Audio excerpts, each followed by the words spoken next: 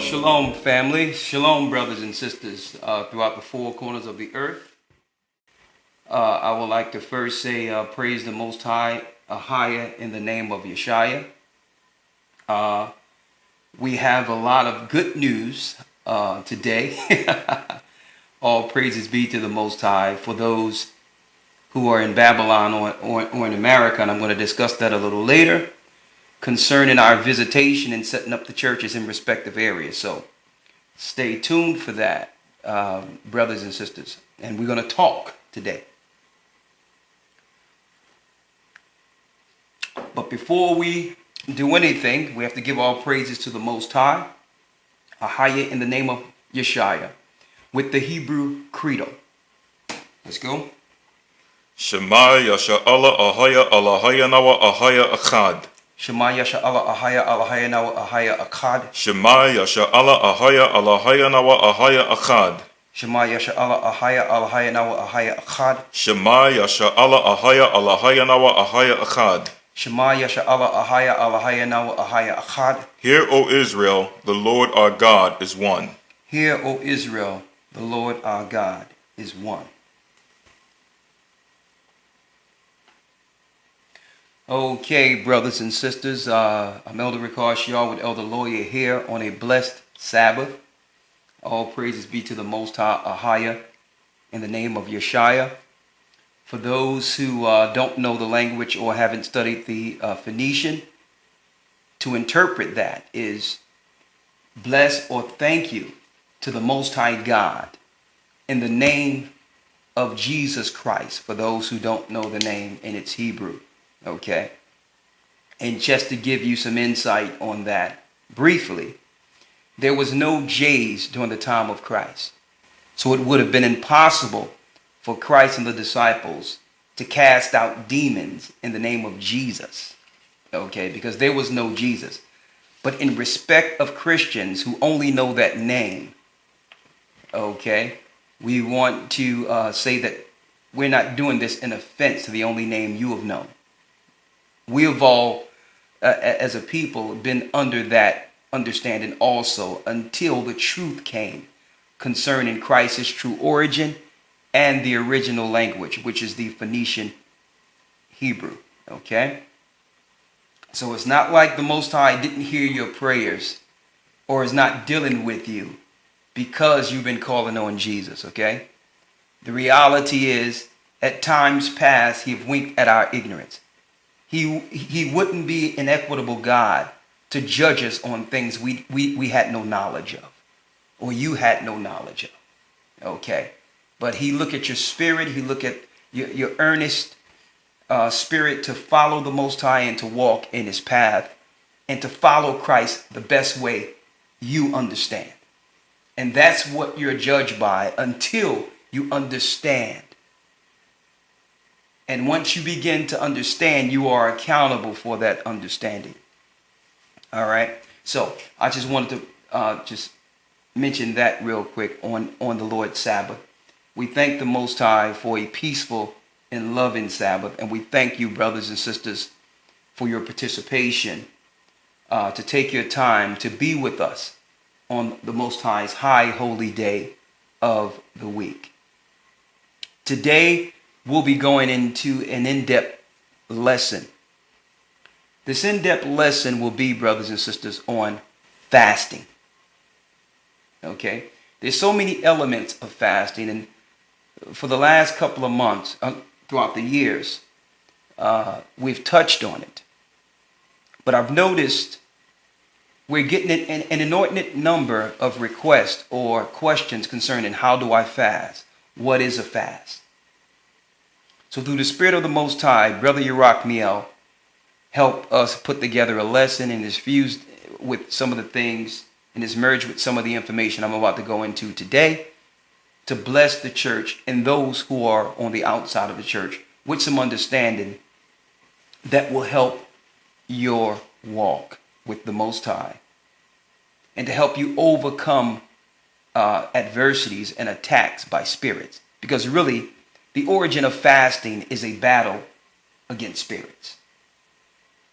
And usually it happens when you realize how you react to certain things and what's going on with you internally. It has nothing to do with anyone else. Okay? It has something to do with understanding the attack or the battle we're in daily.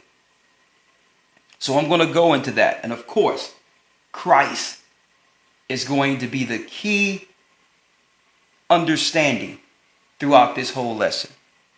All right? Because I'm saying that because, yes, we will go into books that the Bible referred to us.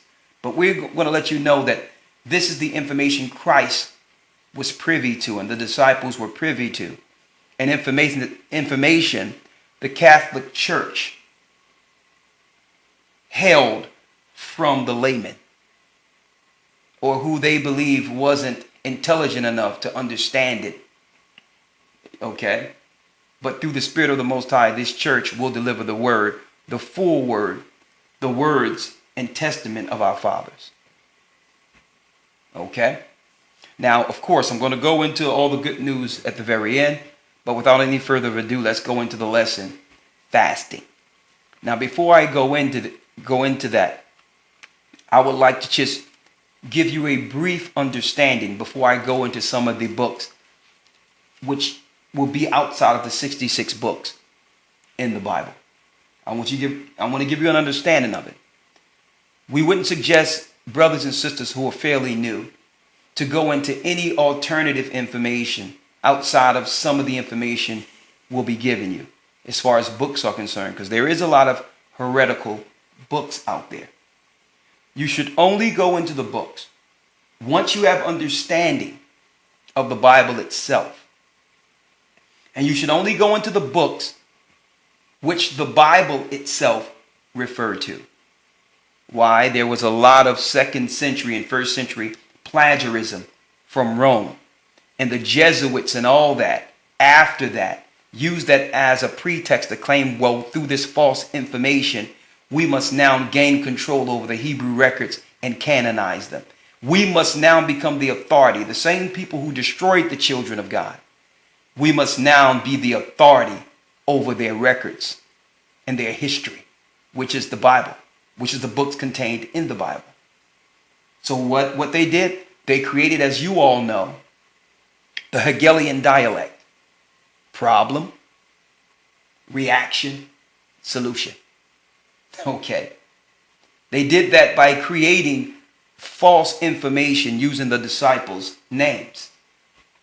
And it became heretical doctrine to the point where the Roman powers, the priest of the Romans, who are Satanists, said that we must gain authority to fight against these heretical books that were created to destroy the doctrine of Christ, when really they created the false books.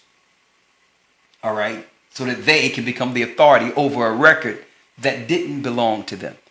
For those who don't understand, brothers and sisters, the Romans that took our people down in 70 AD are who the Bible call Edomites. They're Edom. They were the firstborn. You can read about their origin, their beginning in Genesis 25. So Edom always had a problem with his little brother, feeling that he always felt a slight, or as if he was slighted by his little brother. And Esau losing the blessing and the birthright. So he was working all in the Old Testament with the Canaanites, even slept with the Canaanites, Satan's seed, and bear the Caesars and the Roman and the royalty family we see over there in Great Britain today, and those that are over Jewry today. These are actually Canaanites on the mother side, these people, and Edomites on the father on the father's side. See, so they always had a serious issue against the children of Israel, which are our people, based on that birthright and promise. So no sooner as the Romans took us down, Vespasian and Titus in 70 AD, we ran into Africa, taking heed to the prophecies contained in the Bible. We ran into Africa. We took heed to Christ's prophecies when it says, when you shall see Jerusalem compassed with armies, flee into the wilderness. That was our last stand and our last time in the Holy Land. But through that, the Romans took it and began to divide the land amongst the Gentiles in celebration of our fall. Why? They always envy and hated Israel because there's a promise unfulfilled that they know is coming. Even back then, they envied and hated us. Now, they admired the gifts and spirit in us, always. Okay? But they envied the fact that the Most High were dealing with us spiritually, and he gave his law, statutes, and commandments to us. And there's a promise through Abraham, unfulfilled, mind you, that will come, and which all nations will one day be under our people. So through this, keep in mind the same people who destroyed us, brothers and sisters, in 70 AD, the same exact people became the authority over our records. Knowing the prophecies in it. See? So when we were in slavery, what did they do? They would whip you if you try to read, and even kill you if they caught us reading the Bible. See? Because they knew the prophecies. The Jesuits and all that, the sorcerers and the high Jesuits know there's a prophecy concerning Israel's awakening. And awakening is not just that sweetness that goes into our mouth, like it says in Ezekiel 3.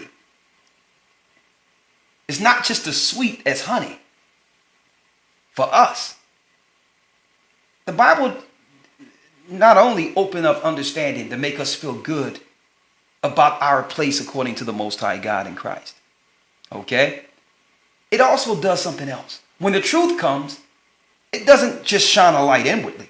It shine a light, brothers and sisters, on everything. So they fear the Romans.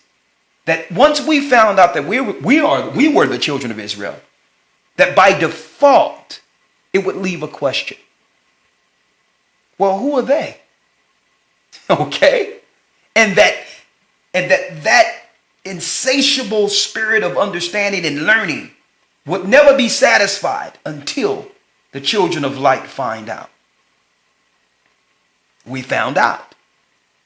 It was prophesied in Hosea that in that land where it was said, ye are not my people, in that same self land it shall be said unto them, ye are the sons of the living God. See? Now we've always been under attack. But what the Romans try to do, called Jewish people today and those that are in power, the Jesuits that's ruling the Catholic Church that are controlling our people through the seminary, theologian, satanic schools. See, what they're trying to do, they're trying to now control our awakening. Now that the truth has come, the Gentiles now, they've been doing it for a long time. Been using opiates and drugs and all that to keep us in a delusional state, to stare off our path. Now, brothers and sisters, what they've done, the world powers under Satan, with the Romans over top of this, and the Jewish powers on top of this, has went into a full board mental health psychosis agenda.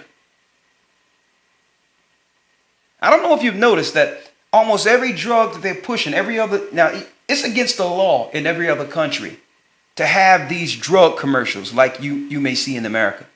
You don't see a commercial on a drug every 5 minutes in America. Okay? You just don't. It doesn't exist outside of America. But in America, when you look at TV, every other commercial is a drug commercial. And you notice the side effects is suicidal thoughts, drowsiness, not being able to sleep. You're drowsy, but you can't go to sleep. You're being tormented in your mind. So because they can no longer stop the prophecies that's being fulfilled with the children of God waking up, they're trying to control the whole earth through psychology, which is sorcery. You notice all the so-called pastors are really doctors. They're not really pastors. They're doctors under Satan's pseudoscience, under Satan's psychology. Because why? They teach psychology. Now, I hate to put my finger like this with two fingers, because I notice people examine when people are gesturing and talking. When you have two fingers talking, there's only three fingers left. And they'll look at it and stop. All this deep information come out. They'll be like, hold up. He's throwing up the sign. I don't know nothing about throwing up the sign. That's utterly ridiculous. But I'm putting it out there because some people cannot get above their youth and simplicity and will ignore what's coming out and try to look at how I use my hands. But going back to the point, it's a psychosis agenda. You notice your doctors, brothers and sisters, are over all of religion now. And in order for them to be over religion, it's just like a corporation. They must study psychology. Okay? They must learn and study some of the high sorcerers, like the Greek philosophers, Socrates, Plato. These were all sorcerers. Okay? To play trickery and learn of others' emotions to manipulate them and control them. But see, one thing they can't, that they will never have power over is the power of our God. The power of the God of Israel, who can break all psychosis. But brothers and sisters, we must stay sober-minded. We must stay sober-minded. That's why the disciples were saying, be sober-minded. Always have a clear mind. Don't take these drugs, brothers and sisters. All of them have psychotropics in it. To do what? To confuse you and open up a doorway or a gate for demons. Okay? I'm going to go into it. We're going to go into fasting today like never before. And also show you the different parts of fasting. And how, if your heart is wrong against your brother or sister for any reason, how that has an effect on your spirit. Okay? On your growth. On your connection with the Most High. Why? Because one cannot say he loved the Most High and love his brother, love the Most High and envy and hate and look to destroy their own brothers or sisters. That's an oxymoron. It doesn't make any sense. You can't say you love the Most High, but then hate and envy and attack your own people. So we're going to go into all that for spiritual cleansing so that hopefully through this teaching, it will be more so us comparing ourselves to the Bible, comparing ourselves to the scriptures, having self-examination, understanding that no one is exempt from spiritual attacks. No one is exempt. No one. So you must be aware of where you stand in comparison to what we're bringing out in the Bible today. What is the lesson? Fasting and battling demons. Fasting to battle demons.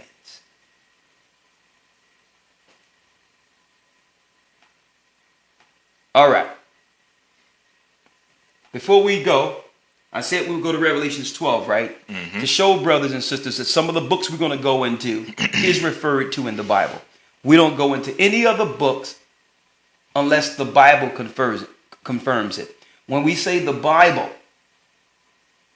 we're talking about the 66 books in the King James Version Bible. Any other Bible is trash. Throw it out. If you have the NIV, throw it out. It's total trash and a diversion. It's another book. It's not the Bible. It wasn't translated out of the original tongues. The NIV. Don't use the New King James Version. No. The King James Version is the book. That's the only Bible in our existence today. Other books are called Bibles. So you must only go into books that the Bible, brothers and sisters, refer you to. So when it says in Ecclesiasticus, be admonished, the making of many books, there is no end. Let's get that in Ecclesiastes 12 and 12 first. It's not speaking of the records I'm about to go into. Go to the records the Bible refer you to. And don't let no man out there, any place, tell you that it's unlawful or wrong to go into the books the Bible refer you to. They have spirits on them. They don't want you to receive the information that Christ and the disciples had. Okay? They're doing the same thing the Romans were trying to do. Restrict key information that would be in your spiritual arsenal against the evil. Right? Let's read it. Read Ecclesiastes 12 and 12 and 12. Ecclesiastes 12 and 12.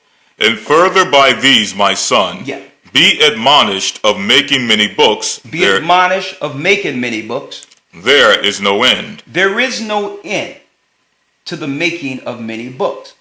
So what is it? What is the Bible saying here? The making of many books. Books about who? God, on the understanding of him. Because there's many books out there, but those books are not true. So the books it's speaking of is books about God. We're reading out of a book about the Most High God, the God of all gods. Ahia, right? Read. And much study is a weariness of the flesh. Because if you're studying anything outside the Bible to learn about God, you'll be spinning your wheels. You'll never get the understanding. Read. Verse 13. Let us therefore, or let us hear the conclusion of the whole matter. Here's the conclusion of the whole matter. For fear the Most High and keep his commandments. For this is the whole duty of man. So the whole duty of man, brothers and sisters, is to fear the Most High. Where do you learn the fear of the Most High at? The Bible. Keep his commandments. Where do you learn his commandments at? The Bible. For it is what? Fear the Most High and keep his commandments, for this is the whole duty of man. That's our whole function. That's what we were born for. We were placed here as children of God to fear him and keep his commandments. And you can only learn those in the Bible itself and in the books the Bible refers to. Let's go to Isaiah 34 and 16. Isaiah chapter 34, verse 16. Yes. Seek ye out of the book of the Lord and read. And of course, if you're reading out of the Bible, when it says seek ye out of the book of the Lord and read, it would be in the same book you're reading from. See? Seek ye out of that book and read. Read. No one of these shall fail. When it says no one of these shall fail, brothers and sisters, no one of the prophecies in the Bible will fail or have ever failed. And that's one thing that no atheists and those that don't even believe the Bible, they never contend against the prophecies that were prophesied, that happened. You never see that as an argument. Okay? Because it can't be argued. Everything the Bible have prophesied in chronological order has happened, and everything the Bible said will happen, will happen. None of these shall fail. Read. none shall want her mate. That means you cannot mate the Hebrew records with the other nations' records. The example I can give you, you can't make the Hebrew records, which is the Bible, and the other records of Hebrew canon, like the words that, like the Septuagint that was translated from the Greek, but it was originally in Hebrew. Like those records that was in the Septuagint were Hebrew records. You can't make those records of Old Testament, which was originally in the Hebrew, and the Bible, which Christ and the disciple were Hebrews. You cannot make this book with an Arab book like the Quran. So when you see any man in particular holding up two books, one from another nation about God in the Bible, you know that that man is flawed and incorrect. None shall want her mate. You cannot make Ishmael's book with the Hebrews books, with the Israelite books. Okay? Give you that understanding? Now, let's go to Revelations 12, since we were talking about earlier the Romans taking us down in 70 AD. And how eventually certain information would help us against the religions of the Romans. The religions that have us captive mentally and psychologically, like your modern day Christianity, which is controlled by Jesuits and sorcerers and witches. How do we know that? It's total sorcery. If you can convince someone by reading the Bible, what they're seeing really don't exist. You must be under a psychosis.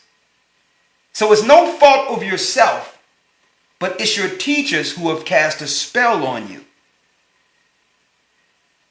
Okay, with a doctrine or philosophy. So you're looking at the Bible philosophically opposed to literally. That's one of the biggest errors one can make. The Bible is literal first. That's how they trick you. So you'll look at the Bible and you'll say, well, yeah, the Bible says that, but it don't really mean that. You've been bewitched. Well, the Bible says follow the law, but I don't have to follow the law. I can sin on purpose under grace. Psychosis. See?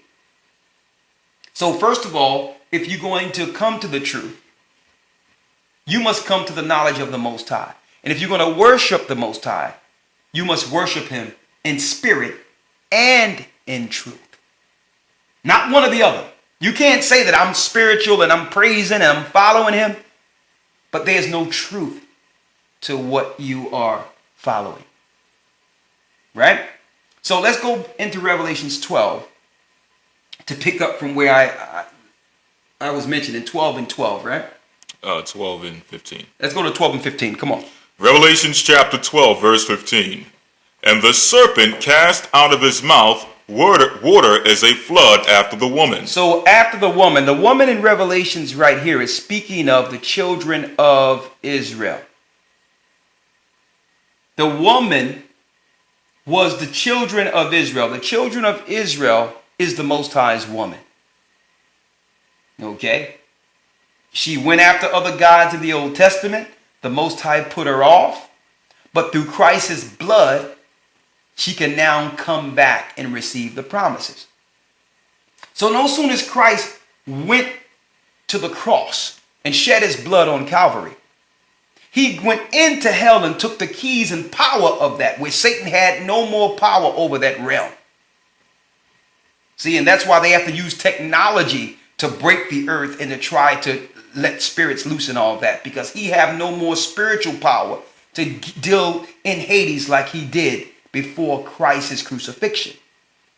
And also what happened when Christ got full power of that realm, he went and shed his blood on the heavenly tabernacle and got full power in heaven. And his kingdom began that would one day come to this earth.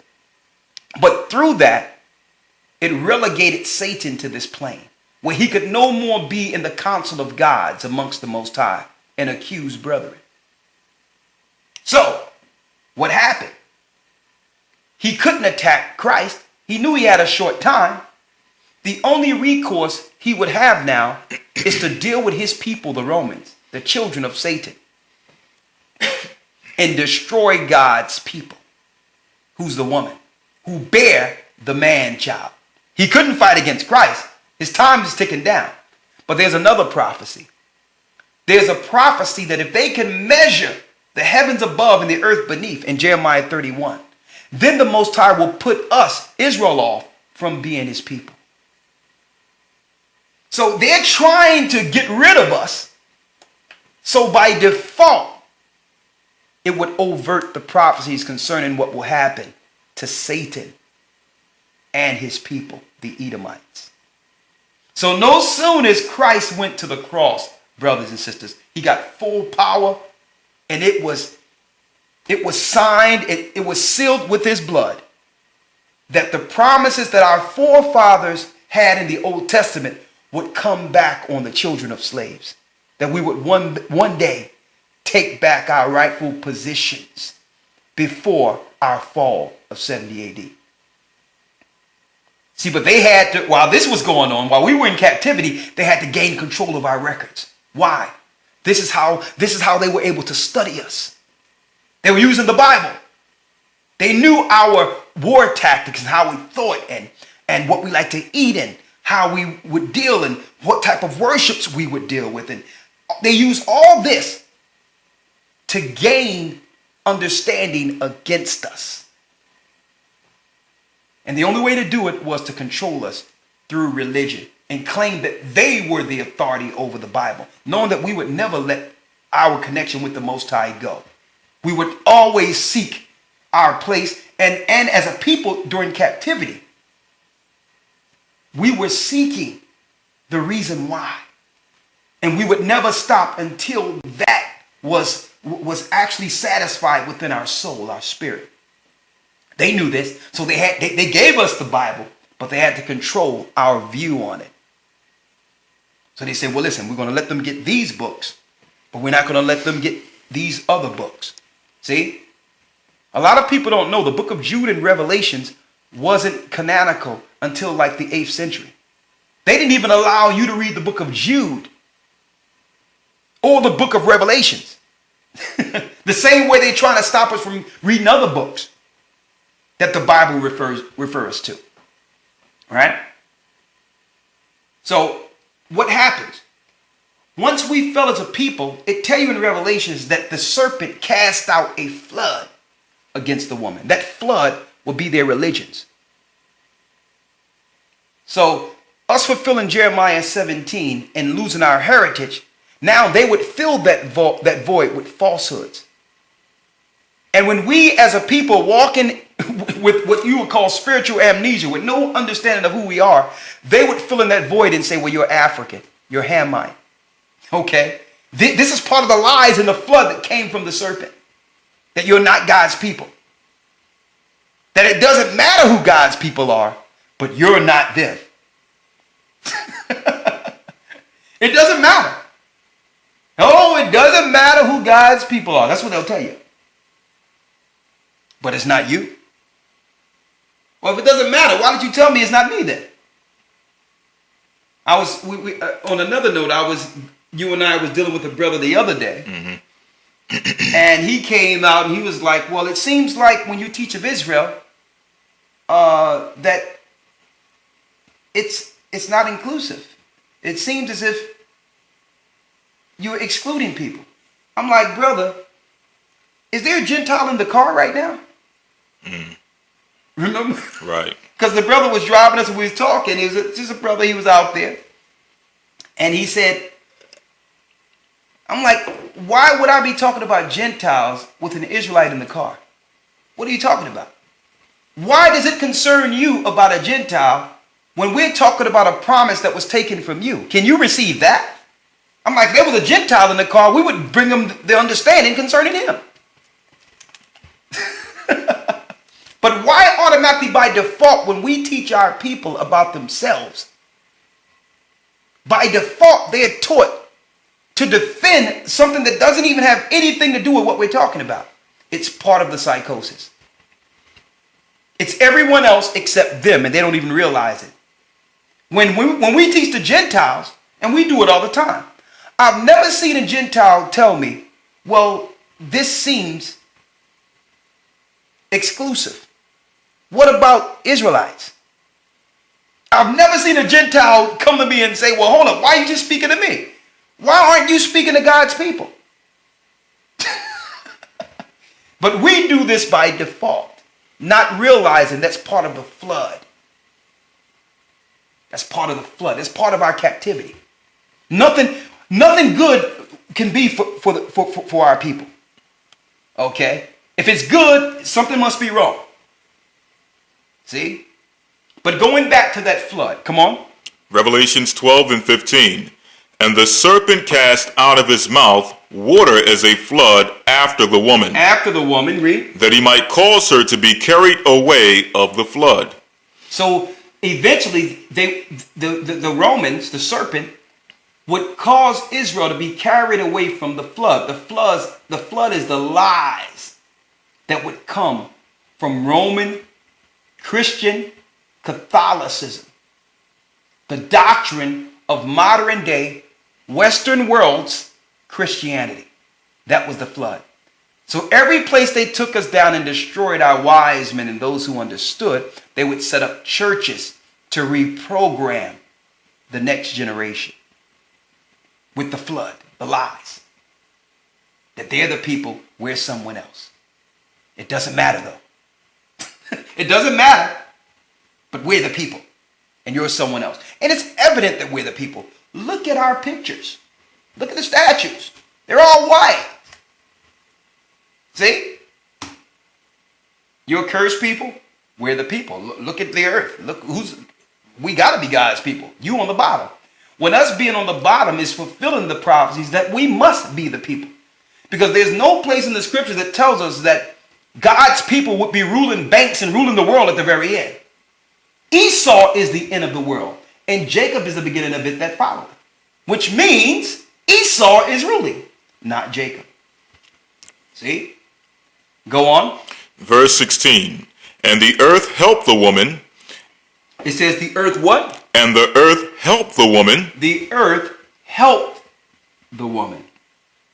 And what does it mean the earth helped the woman? Well, during the time that our people were destroyed, when the kingship was destroyed under Babylon, there were some men called the sons of Zadok who left out to preserve the original records. Some of them were called the Essenes. Okay? These Essenes were severed out by the Most High like monks, Israelite monks, to scribe all the records, knowing when the Romans would destroy us, that we could have some original records that was in the earthen pots that would come back for the elect to use to tear down the flood of the Romans of the serpent. So the Most High knew we would fall. So by default, he had to put the spirit on the priest, the son of Zadok, to leave out of Babylon during the destruction, to live in the wilderness and scribe our records and put it in the ground. Here's the records from the Qumran caves. Okay. Now I know a lot of people out there claim that, okay, hold up, the Tetragrammaton is in the Dead Sea Scrolls. They're lying. Let me make it clear. Before the Jewish powers gave us the Dead Sea Scrolls, they made sure they crossed out certain information before they relayed the Dead Sea Scrolls to the world. But nonetheless, there are records that they didn't touch at all. You had the Dead Sea Scrolls, which was scrolled by the Essenes. Okay. You also had what? You also had the Book of Enoch. See? It was actually scribed and put in the earth to be protected. And this information would destroy the flood or the lies that would come from Christian theology or Rome, the serpent, Satan's people. Now, I'm not saying this. This is what they claim. even the Khazarians, who were Jewish people that converted between the 8th and the 11th century. These people, before they converted, called themselves the serpent people. Now, they are the progenitors of some of the Jewish people over Palestine today. They originally called themselves the serpent people, so they knew that they were the children of Satan. Okay? So it's not me attacking them. This is history. If you don't believe me, get a book called The 13 Tribes. What it says, The 13 Tribes by Arthur Koestler, right? Mm-hmm. He said, and you know what, it's not 13, it's only 12. So if these people over in Israel are the Israelites, Arthur Koestler, which was a Jewish man himself, said, a renowned historian, then there must be a 13th tribe. Right? Go on, Elder Lawyer. Revelations 12 and 16. And the earth helped the woman, and the earth opened her mouth and swallowed up the flood which the dragon cast out of his mouth. So the earth, that means the information from the Essenes, the sons of Zadok, would swallow the lies. So a doctrine would come from what was contained in the earth by the Most High, that we would use, the elect would use at the end, to swallow the lies of the Catholic Church. Okay? So, what books do the Bible refer to? Now you notice that, and I'm going to say this, and I'll make this clear. All of the Essenes weren't on point. There were fractions out of the Essenes that went off. Okay? So we're not speaking of these other records about the Essene doctrine. All that is evil. The Essene books and all that, a lot of that is evil. But what we know is true is what the Bible referred to. What was put in the earth. That was pulled out of the earth and protected without anyone touching it or tainting it. Now, how do we know the book of Enoch is true? Because we're going to go there in it today. Let's get 2 Peter 2 and 4 and the book of Jude. Mind you, the book of Jude. Mind you, the book of Jude. And we're going to get the one in Hebrews 11. Let's get Hebrews 11 first. And let's get the book of Jude. Go on. The book of Hebrews, chapter 11, verse 5. By faith, Enoch was translated that he should not see death. By faith, Enoch was translated that he should not see death. So translated was, he was taken up into the heavens, brothers and sisters. But obviously, when you read in the Bible in the Old Testament before the flood, there's no record of that. You see he existed in the bloodline of the fathers. But there's no testimony. There's no record of why he was actually taken up. A matter of fact, you can't even read that in the Bible, that he was taken up to the Most High. But there was a purpose for Enoch and why he was taken up to the Most High. Why he was actually taken from the earth into the heavenly realm to be there before the Most High and receive something that the Roman Catholic Church knows is true, but will not relay it to the public. Read it again, Elder Lawyer. Hebrews 11 and 5. By faith, Enoch was translated that he should not see death. Come on. And was not found. He was not found. Because the Most High had translated him, for before his translation he had this testimony. Hold up. Before he was translated, before he was taken into the heavens before the Most High, he had a testimony. Now, why aren't they teaching this testimony in the Christian church? One might ask. He had this testimony. What is the testimony? That he pleased the Most High. That he pleased the Most High. So did he have a testimony? Obviously, the disciples knew of his testimony. They read and taught out of it. Let's go to the book of Jude. The book of Jude, chapter 14. And Enoch also, the seventh from Adam, prophesied of these, saying. So it says Enoch prophesied of what? The fallen angels before the flood, who became gods to be worshipped by the Gentiles. It's not mythology. It's true. They did come and make a mutant bloodline, a satanic bloodline in the earth that would war against the woman's seed. Satan has a seed in this earth that the Roman Catholic Church is hiding.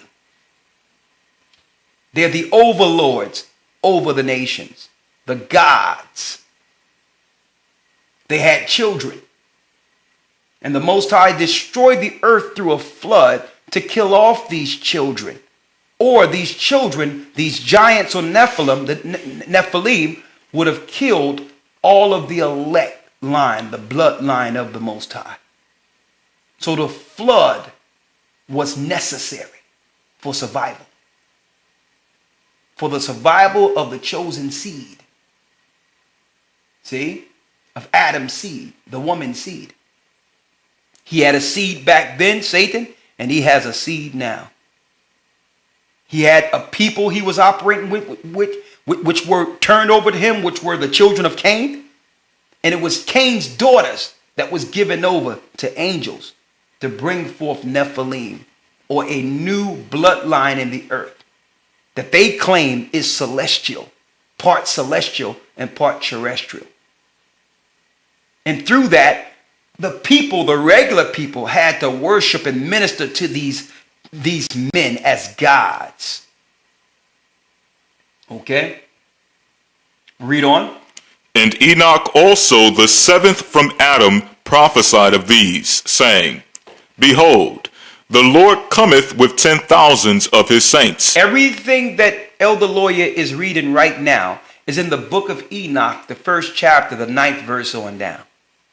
So obviously, Enoch or Jude was reading Enoch in the church to warn brothers and sisters concerning the fall of these evil ones who despise dominion, because it first started with them revolting against the Most High in heaven.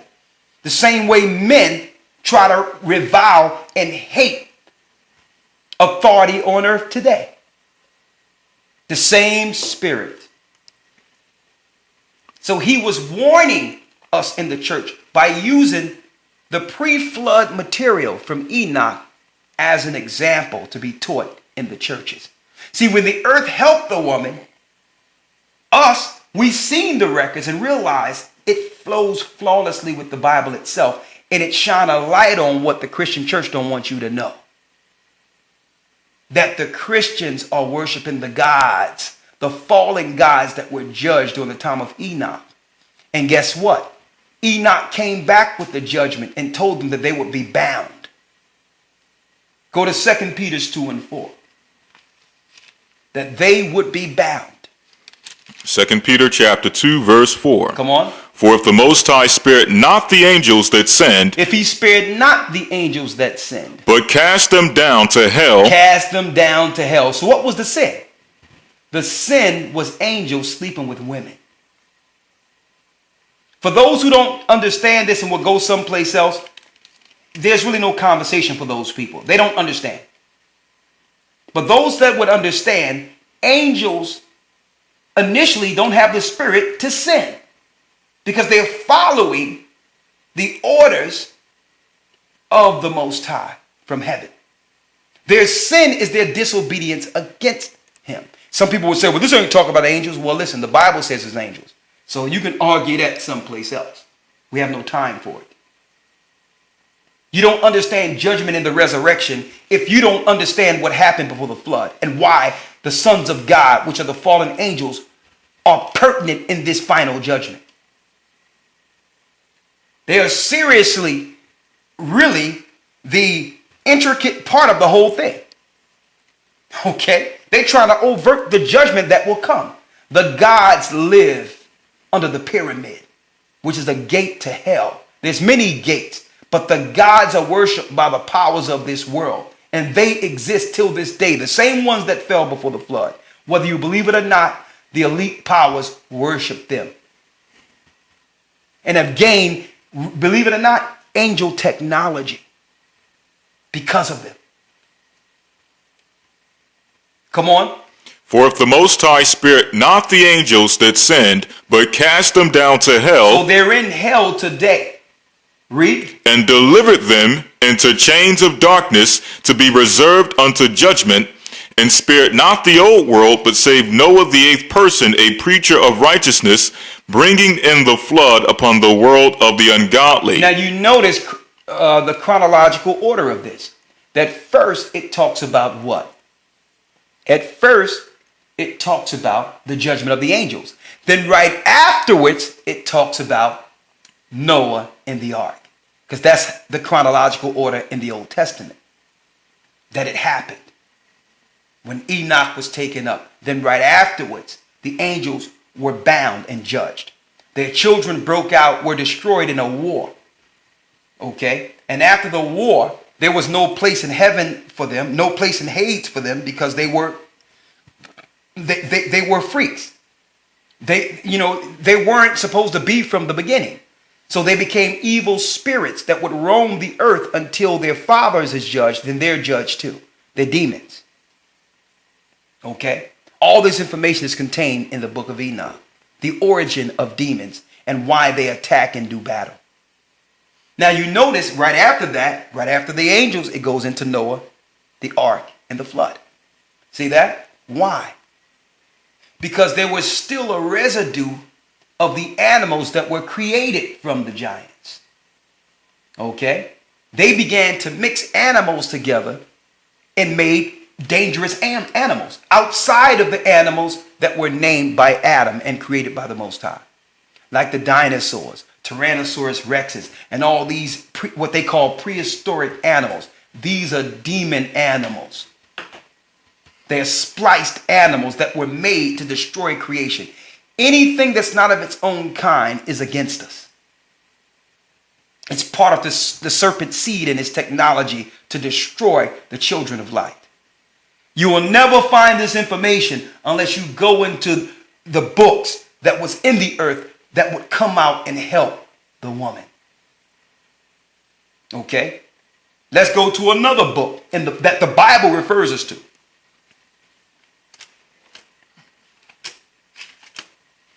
And again, brothers and sisters, especially if you're fairly new, you should learn with teachers. Don't think you can go into these books and break down these precepts and understand what these books are talking about.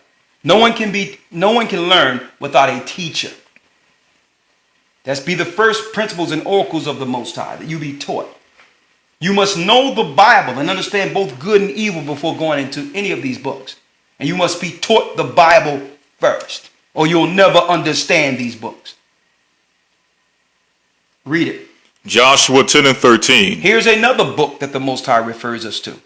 Read. And the sun stood still and the moon stayed. Come on. Until they had avenged themselves upon their enemies. Is not this written in the book of Jasher? Is not this written in the book of Jasher?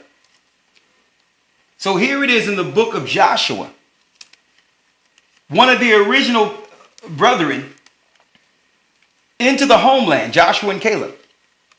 He was reading out of another book, the book of Jasher. For those who don't know, Jasher was not a man. Okay? It means the upright one. So every patriarch before Joshua had a record that was compiled for the Ark of the Covenant. So if another man arise or a prophet of the Most High, his information would be put with it as a record, like almost a diary of records. And one thing about Jasher, which is good, it's more so a more detailed Genesis.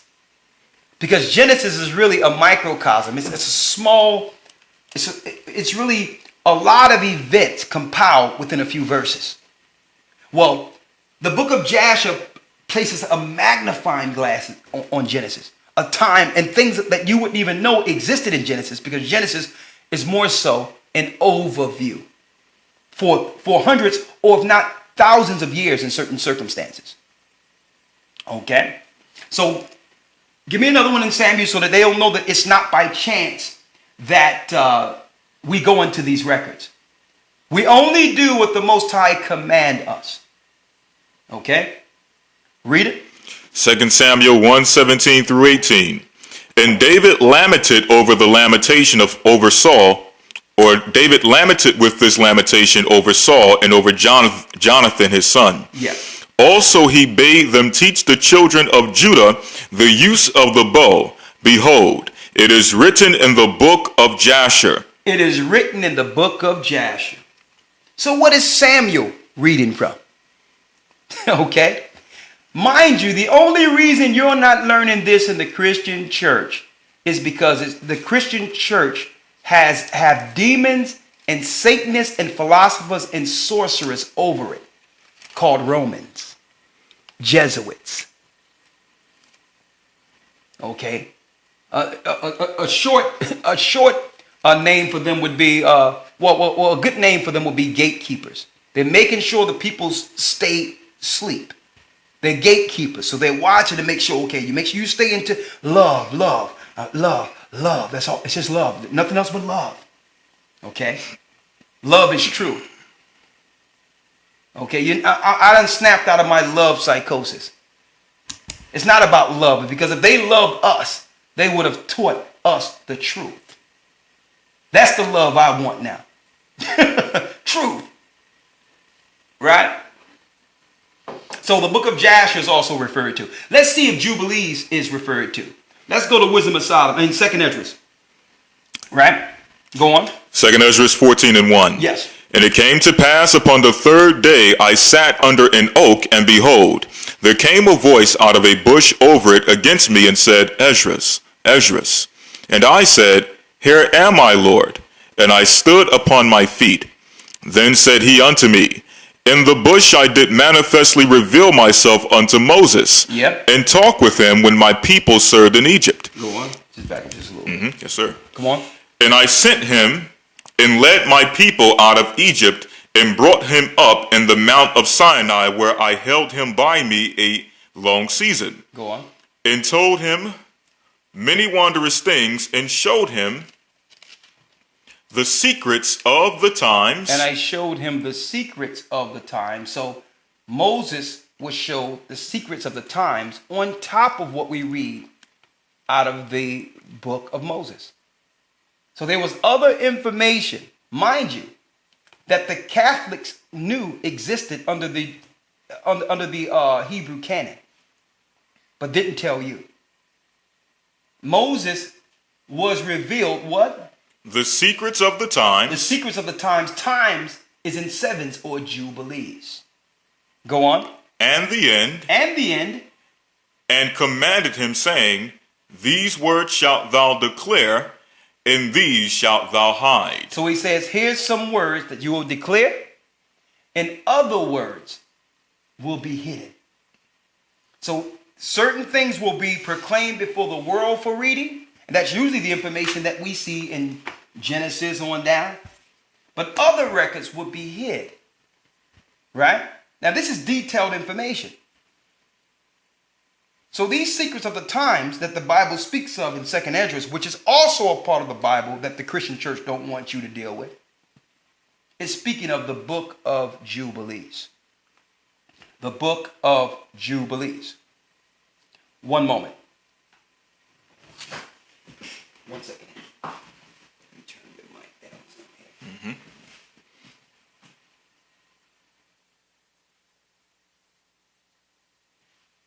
Say something. Testing, 1, 2. Mic check, 1, 2. Testing, mic check, 1, 2. All right. All right. Excuse me. I just wanted to make sure we did get some technical things right here. Now, going right back into it. So these books are referred to in the Bibles. And we're going to go into fasting and recognizing spirits. Okay, and how to fast and rid ourselves of things that are weighing on us and what mindset to be in. But in order to do that, we must give you the origin of when it started. Okay? How spirits work. Where did they come from? Okay? So let's first go back to the book of Enoch. Let's go into the book of Enoch real quick. And mind you, Christ will be the basis of this whole scenario. Christ was the master on how to keep your spirit, 100% in understanding what's around you with physical and spiritual battles. And I'm saying physical also because these things don't only operate on the inside of you. Christ was running into people that would break off chains that people were running from, who were riddled with demons, that they were dealing with physical altercations with. Christ was the master.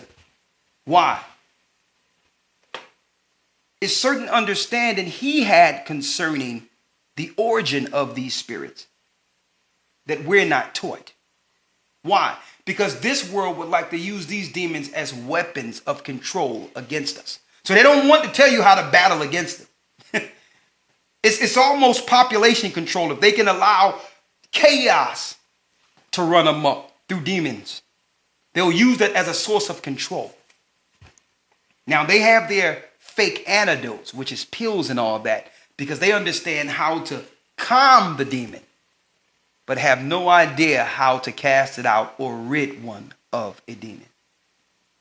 See? So we hope through the Spirit of the Most High that this falls on brothers and sisters so that they'll have the tools needed to know when something is in them or are attacking them and what steps to take when no one else is around to rid yourself of mental torment, of stress, of envy, or a fervent spirit to attack.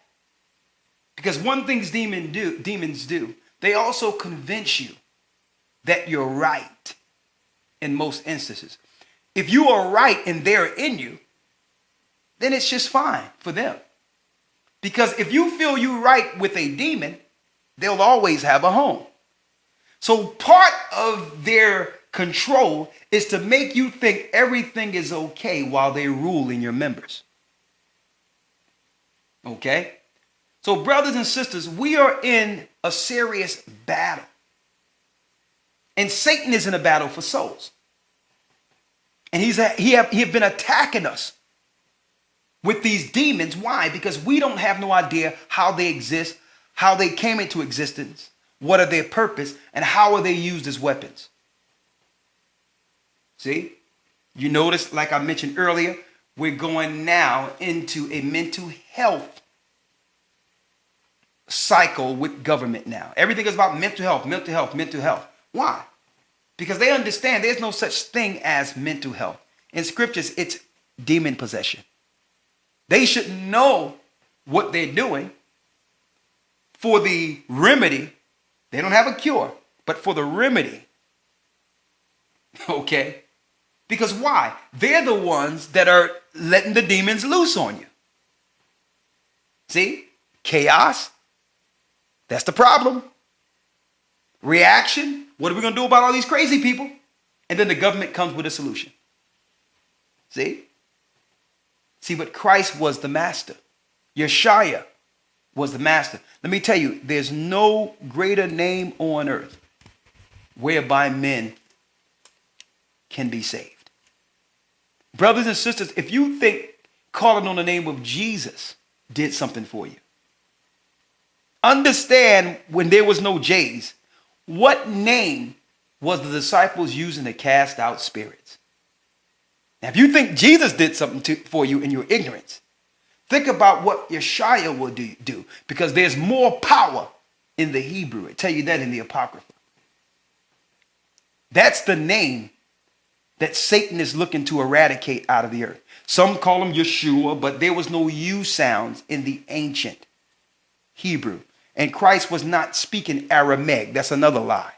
He was speaking ancient Phoenician Hebrew.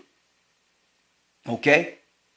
So also, what they know on the left-hand side is the power through invocation, which means we're in a physical realm that because of the flesh, we have no access or be able to see at most times the invisible. Only when someone is under some type of drug or psychosis does it open up that door to what's really around us outside of our quote unquote 3 dimensions. Okay? See, that's how it works though. The spirit realm is operating amongst us, with us at all times. See?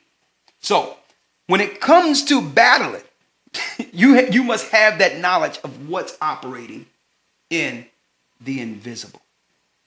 Something is always there operating. Christ was always dealing with both. Not just the disciples, but the spirits that were operating. Like when he spoke to Peter, when Peter went off one time, and he spoke to Peter and said, listen, Satan, get behind me. He knew it wasn't Peter he was speaking to. Peter, through his frustration, let a spirit in that would now look to contend and fight and destroy Christ. So Christ knew that he couldn't destroy his brother. His brother was fine. But a spirit got in. See? And he understood what he was dealing with, his brother or a demon. All right? So I'm going into this, brothers and sisters, because we really need to understand what time we're in. So let's go into the origin. The origin. Now, I was speaking about the 3 dimensions, but what they call 3 dimensions, but there's something else operating at all times that Christ was aware of. Demons. And I was mentioning that those that operate understand the power of invocation. And using Christ's name in its full power, no spirit can deal with you at all. They will flee from you. If you say Yeshua, in the name of Yeshua, they will flee. Because they know the power of invocation. There's certain names with certain powers that even the left-hand side has studied. All right? Because why? They're under orders too, under certain gods. I'm speaking of the governments of this earth. They can only go but so far based on the gods they worship and how high their gods are over one god or the other. But when it's the God of all gods and Christ, none of the gods have power over them. So they deal with the power of invocation. The example I can give you, brothers and sisters, on a lower level is that you notice every other day or every other minute, you can't turn on TV without hearing ISIS. Now, there is no group of some people in the Middle East that started from Syria that's looking to destroy the Western world and blow people up. That really don't exist. That's a narrative that was created by the Romans to demonize citizens and to put them under a new world order and destroy our people. But what they do is, because now our people are coming to the truth, they're invoking the goddess, a goddess of war and power from ancient Egypt, because they're Masons, at all times, and asking her for power so that they can stand and fight against the righteous. They're invoking a spirit of Isis, of ancient Egypt. So they're saying it over and over and over, Isis, and saying it over and over to invoke that God whom they feel, the goddess who's empowering them as rulers over the laymen. So there's no people on the internet joining people. That don't exist. It's about invocation. They're dealing with calling something out of the invisible into their presence to help them stand and keep their Masonic order. Okay? Why? The same way I can have a conversation with Lawya and we can be speaking and talking, or you having a conversation with someone next to you. Guess what, brothers and sisters? You're not the only one in the room. Ever. Ever. That's why the Most High tells us in scriptures that every idle word we say will give account on the day of judgment. That means he's recording the backbiting, the hating, the envying, what you think is in the dark. You don't have to give an account to the people you're doing it against. You're speaking to also the angels of presence who report back to the Most High. So I'm just mentioning this because it's real. And the invisible, like I've mentioned the other day, I was talking through the Spirit of the Most High. I was mentioning the other day, brothers and sisters, how when it comes to the spirit of speaking and dealing and operating in truth, when the angels take this up, it's bound in heaven. Okay? It's bound in heaven. When he take things up, that's what he told Peter. Whatever you bound on earth, I'll bind in heaven. That means whatever you establish, the angels will take it up and bring it in its course. So we're not dealing by ourselves, brothers and sisters, at any time. So I couldn't think of a more important lesson, and I thank Elder Rawchaa for helping bring this forth with the fasting, because it's time for us to understand once and for all how to rule our members and know when we're being personally attacked and controlled. And I'm going to tell you, brothers and sisters, it usually happens. This is how demons get an entry, and I'm going to give you some insight. It usually happens when you're in the right, when you're being provoked, when someone is saying something or doing something wrong against you that you know is not true. You know it's not true. But instead of handing it over to the Most High, you let the demon that's using them to attack you to come to you for provocation. Now, the demon now is in you because you reacted to the demon. We must come on a higher level and not react to everything people say or do against us. You're opening the door. And you must understand the spirit of fasting. And we're going to talk about it. But before we go there, Elder Lawya, let's go into the book of Enoch real quick. Now, I'm in the pseudepigrapha of the Old Testament, which is all righteous books. And mind you, Oxford University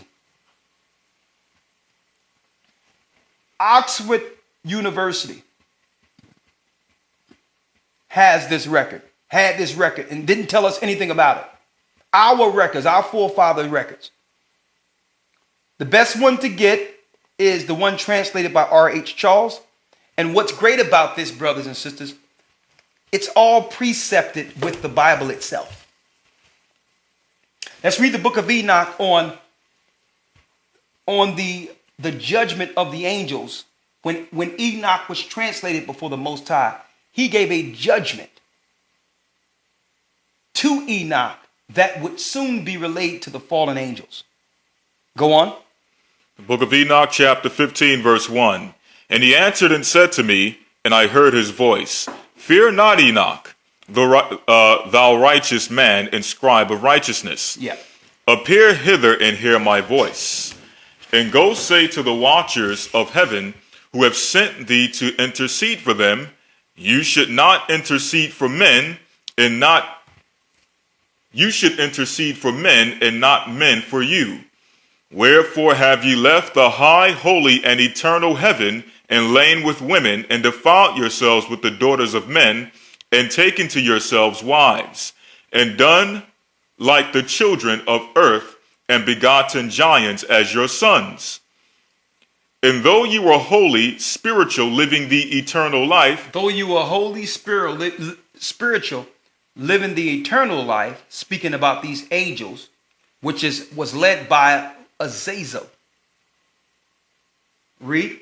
Ye have defiled yourselves with the blood of women, and you have defiled yourselves with the blood of women, and have begotten children with the blood of flesh. It says you have did what?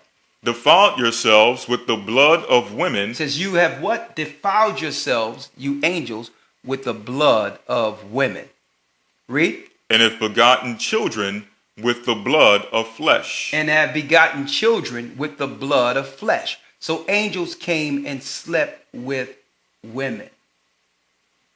And I'm going to make it clear. I know some people go into Matthew and say, well, it's not saying, it's saying that when we in heaven, we'd be like the angels that don't marry or give in a marriage. Yeah, but it's talking about when one die, they can't be married. They're like the angels. And when they're resurrected, when you look at that scripture, that you're not married because you're not bound to an old marriage because death frees you from it. That's not telling you that angels cannot marry, because it's telling you angels are not supposed to marry. That's the sin. This is why they're being judged. Read. And as the children of men have lusted after flesh and blood, as those also who die and perish. Therefore I have given wives also, that they may impregnate them and beget children by them. So people are supposed to marry and have children, not angels. That's what the Most High is telling Enoch to relay to these angels in earth. Read. That thus nothing might be wanting to them on earth. But ye were formerly spiritual, living the eternal life and immortal for all generations of the world. It says you were immortal. What you needed children for? Read. And therefore I have not appointed wives for you. Go on. For as for the spiritual ones of the heaven, in heaven is their dwelling. In heaven is their dwelling. Angels are only supposed to operate under the orders of the Most High. Because they're eternal, they're not supposed to operate with the flesh. Read. Verse 8. And now the giants who are produced from the spirits and flesh shall be called evil spirits upon the earth. So these angels' children, the children of these angels, after they died, after they were killed, from war, they became what? Evil spirits upon the earth. The origins of demons. This is where demons come from. Now, why don't the Christian church want you to know the origin of where they come from? Because they're worshiping them. That's why. Every statue, every candle they light is to one of these demons or gods. They're hiding their overlords through the religion and teaching people who are in ignorance to honor what the Most High will destroy. Go on. And on the earth shall be their dwelling. Evil spirits have proceeded from their bodies. They shall be evil spirits on earth. And evil spirits shall they be called. Evil spirits shall they be called. Read. As for the spirits of heaven, in heaven shall be their dwelling.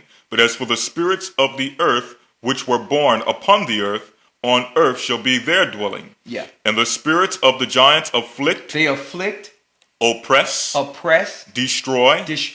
Attack. Do battle. And work destruction on the earth. That means, brothers and sisters, if you're around some situations where all people are doing is attacking, destroying, try to tear down, always saying something negative, you in a room of demons. Straight out. This is how they work. They work to destroy, cause divisions, because what they really need is to get you alone. Christ says where two or more are gathered, he's in the midst. So that tells us we're more vulnerable alone. And then when they get you alone, they convince you that the whole world is wrong. See? Everyone is wrong. They just don't understand me. But guess who understands you? The spirit that got you to himself. He understands you. See? That's what he wants you to believe. He wants you to believe everyone else that's been trying to help you or say something right to you or trying to help you with some of your weaknesses or the things that causes conflict. All these people are trying to help you through the Most High. But then they'll be like, well, no, you just don't understand me. Because there's only one spirit that understands you. The one that's trying to get you to yourself. And he will have his way. He will do one of these things according to scriptures. I'm going to go through it. Read. And cause trouble and cause trouble. They take no food, but nevertheless hunger and thirst. Now here's a key spiritual weapon we have against them and knowing them. See, we don't know anything about them. They know everything about us. They study us from the invisible. And the churches won't tell you what are their weaknesses. See? What is their weakness? They what? They take no food. They take no food. But nevertheless hunger and thirst and cause offenses. They hunger and thirst at all times. Okay? So when they go into people, they eat and eat and eat, looking to satisfy that insatiable hunger and that insatiable thirst. When you see people obese, over 500 and 600 pounds, and no disrespect to them, there's a demon there. It could be through emotions that came in, through them being sad or depressed, because they get you like that on purpose alone and make you believe that no one loves you, all that. They start playing on your insecurities. They make you insecure on purpose. They make you believe people are looking to do something. And guess what? No one even thinking about you. But they just deal in your mind and make you think that the world is your enemy. And you sitting there with chocolates and you sitting there eating. They're like, okay, I've been starving since before the flood. And eat and drink. And you sitting there and they're using you. And guess what? They're not satisfying it one bit the whole time. But destroying your flesh. Destroying your spirit with gluttony. See? But they must first get you into an emotional, insecure state. See? That's what happens. They're demons. Now, if we can identify this, right? The cure and how we address these issues would be entirely different. We wouldn't address it with getting someone a lap band surgery and putting something in their body that's killing them, to shrink at their stomach or to do that. Nah, that's crazy. We would understand that there's a demon there, that if we can get rid of this spirit, the origin of it will go away. Right? So we have to get to the entry point. I'm just using this as a small example. This applies to everything. But I get to the origin of it now. When did this person first become insecure? What happened? Did someone do something to them? Because usually what happens, it comes in through provocation. Something happened, the spirit got in and took hold and liked its new house and enjoyed being there and realized that this person is not recognizing they're living in them. That's how it works. So I'm not going to deal with it from a pseudo-scientific way that they would deal with things now. I would deal with it like Christ. I would understand what is the point of entry first of these particular spirits. When did it happen? How old were you? What was going on at that time? And then people talk about, well, I remember, and some people may talk about it. I've had conversations with people. Well, I was young. I remember at this age, they were playing with Ouija boards and all that. And then I'd be like, okay, see, now we got a point of entry, right?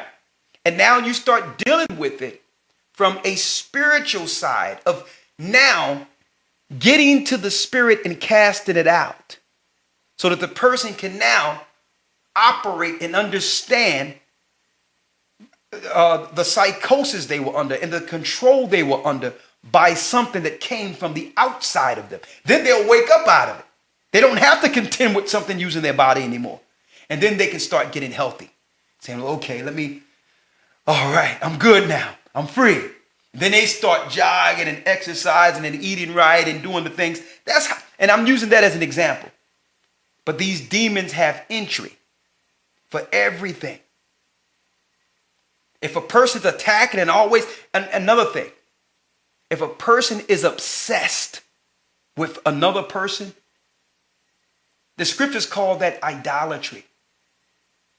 Okay? So that's another thing. Some people become obsessed with people where they become the bane of their existence and they want to destroy someone or do something against somebody or whatever the case is. That's a form of crazy, psychotic idolatry.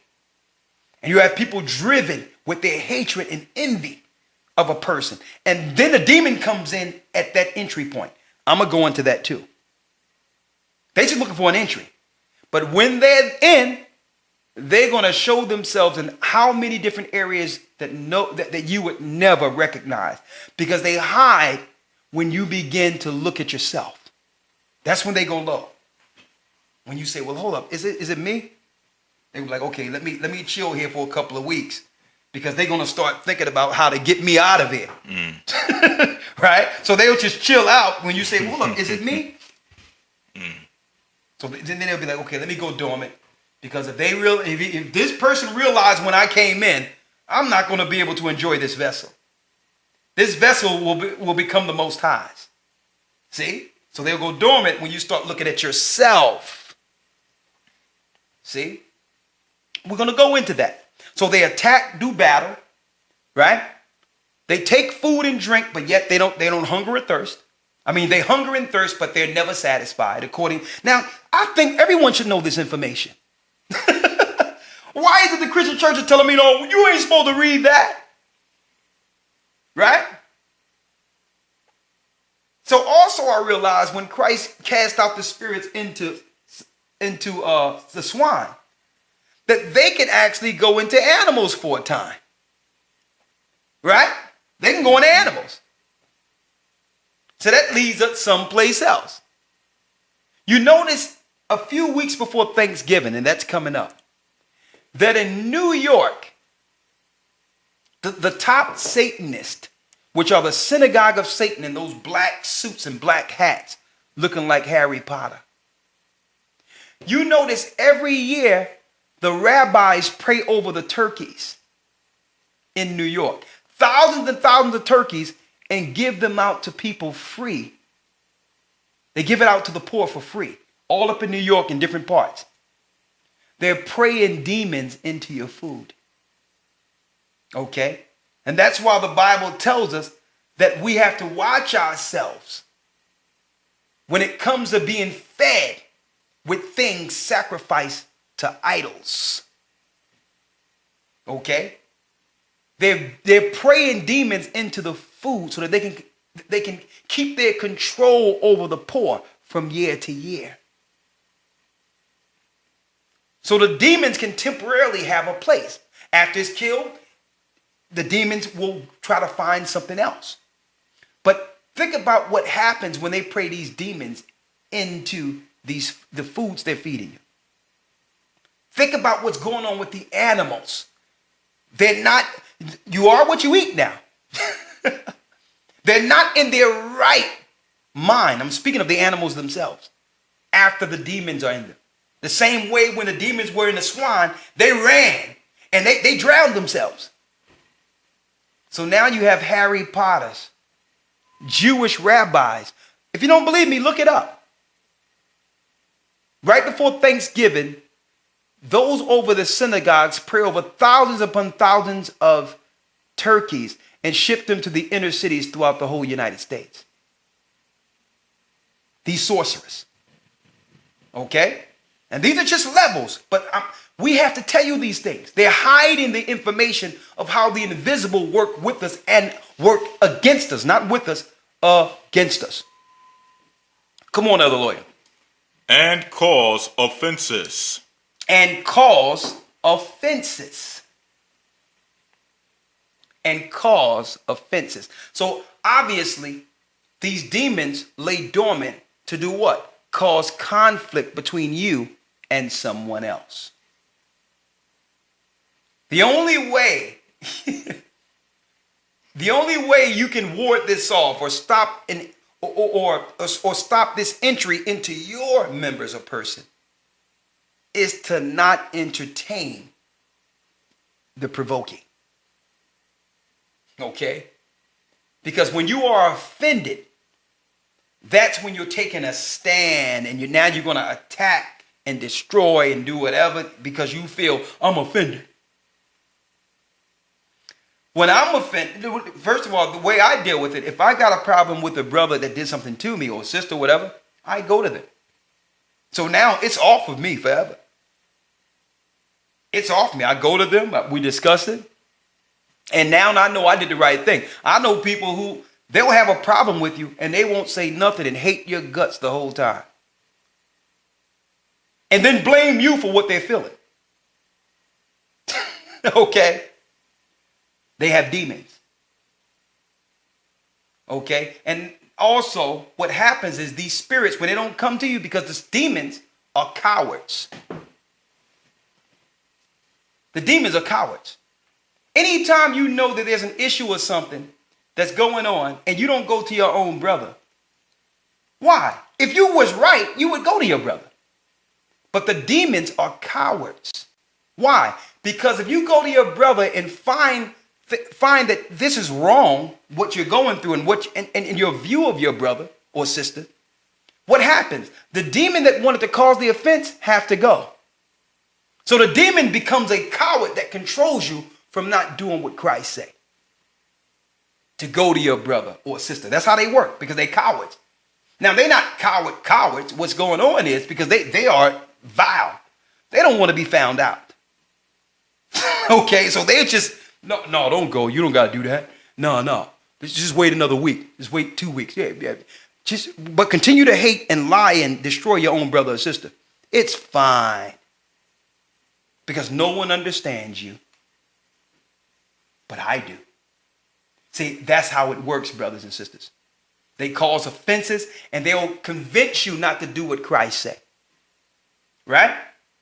Now, there's more. There's more. After the flood, brothers and sisters, demons were attacking all the sons of Noah. Right? So Noah prayed to the Most High and said, well, listen, I need some help. The children that came from the giants are now tormenting my children because they floated over the waters and all that, and in dark places and caves and all that, until after the flood, after the water subsided. Then they came out, thousands of them, and began to attack Noah's children. Let's read this in the book of Jubilees, a book that was given to Moses. The Secrets of the Times is the book of Jubilees. Read it. The book of Jubilees, chapter 10, verse 1. Come on. And in the 3rd week of this Jubilee, the unclean demons began to lead astray the children of the sons of Noah. The unclean demons began to lead astray the sons of Noah. Chapter and verse again. Jubilees 10 and 1. Jubilees 10 and 1. Go on. And the sons of Noah came to their father, and they told him concerning the demons which were leading astray and blinding and slaying his sons' sons. Go on. And he prayed before the Lord his power and said, God of the spirits of all flesh, who has shown mercy unto me, and has saved me and my sons from the waters of the flood, and has not caused me to perish as thou didst the sons of perdition. For thy grace has been great towards me, and great has been thy mercy to my soul. Let thy grace be lift up upon my sons, and let not wicked spirits rule over them, lest they should destroy them from the earth. But do thou bless me and my sons, that we may increase and multiply and replenish the earth. And thou knowest how thy watchers, the fathers of these spirits, acted in my day, and as for these spirits which are living, imprison them, and hold them fast in the place of condemnation, and let them not bring destruction on the sons of thy servants, my God. So Noah prayed to send the demons where their fathers were bound. Hell. Go on. The place of condemnation, and let them bring not destruction on the sons of thy servant, my God. Yeah. For these are malignant and created in order to destroy. They were created to destroy. So these were the sons of Satan, the serpent seed, these spirits, whose only purpose on earth is to kill and destroy people. The seed of Adam and Eve. That's their mission. Go on. And see, now I don't understand why Christ was talking about forgive and never provoke and never react to a provocation. Never hate your brother. He was actually giving us knowledge on keeping our vessels from demons. Not letting spirits rule our members. Okay, that's what he was speaking about. And I see so many people talking about, well, this is what Christ said. They'll use Christ to be antichrist. They'll claim they're following Christ and not do anything he say. Well, I'm attacking you because of Christ. I'm making accusations against you because of Christ. I hate your guts because of Christ. Okay? See, it's asinine. It's time for brothers and sisters to now deal with self-examination. To know what to do when they're being overtaken with the spirit, opposed to attacking and being utilized by a demon. Read it. And let them not rule over the spirits of the living, for thou alone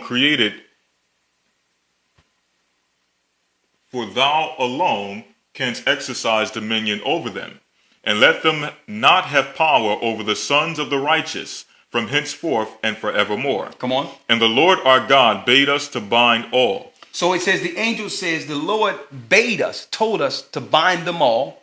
And the chief of the spirits, Mastema, came and said, Lord Creator. So that's Satan. Read. Let some of them remain before me. So first of all, the Most High had honor and respect to Noah's prayer. When Noah prayed on the other side of the flood, the angel stopped all the demons from attacking his children. But then Satan, who at that time had entry to the council of gods, said, well, listen, you have to release some of them based on a fulfillment of what I have to do in the earth. Listen, go on. Lord Creator, let some of them remain before me. Let some of them be controlled under Satan. Speaking of demons, the children of Nephilim. Read. And let them hearken to my voice and do all that I shall say unto them. Go on. For if some of them are not left to me. So if Satan don't have demons under him, read. I shall not be able to execute the power of my will on the sons of men. He will not be able to do his will in the earth. Go on. For these are for corruption and leading astray before my judgment.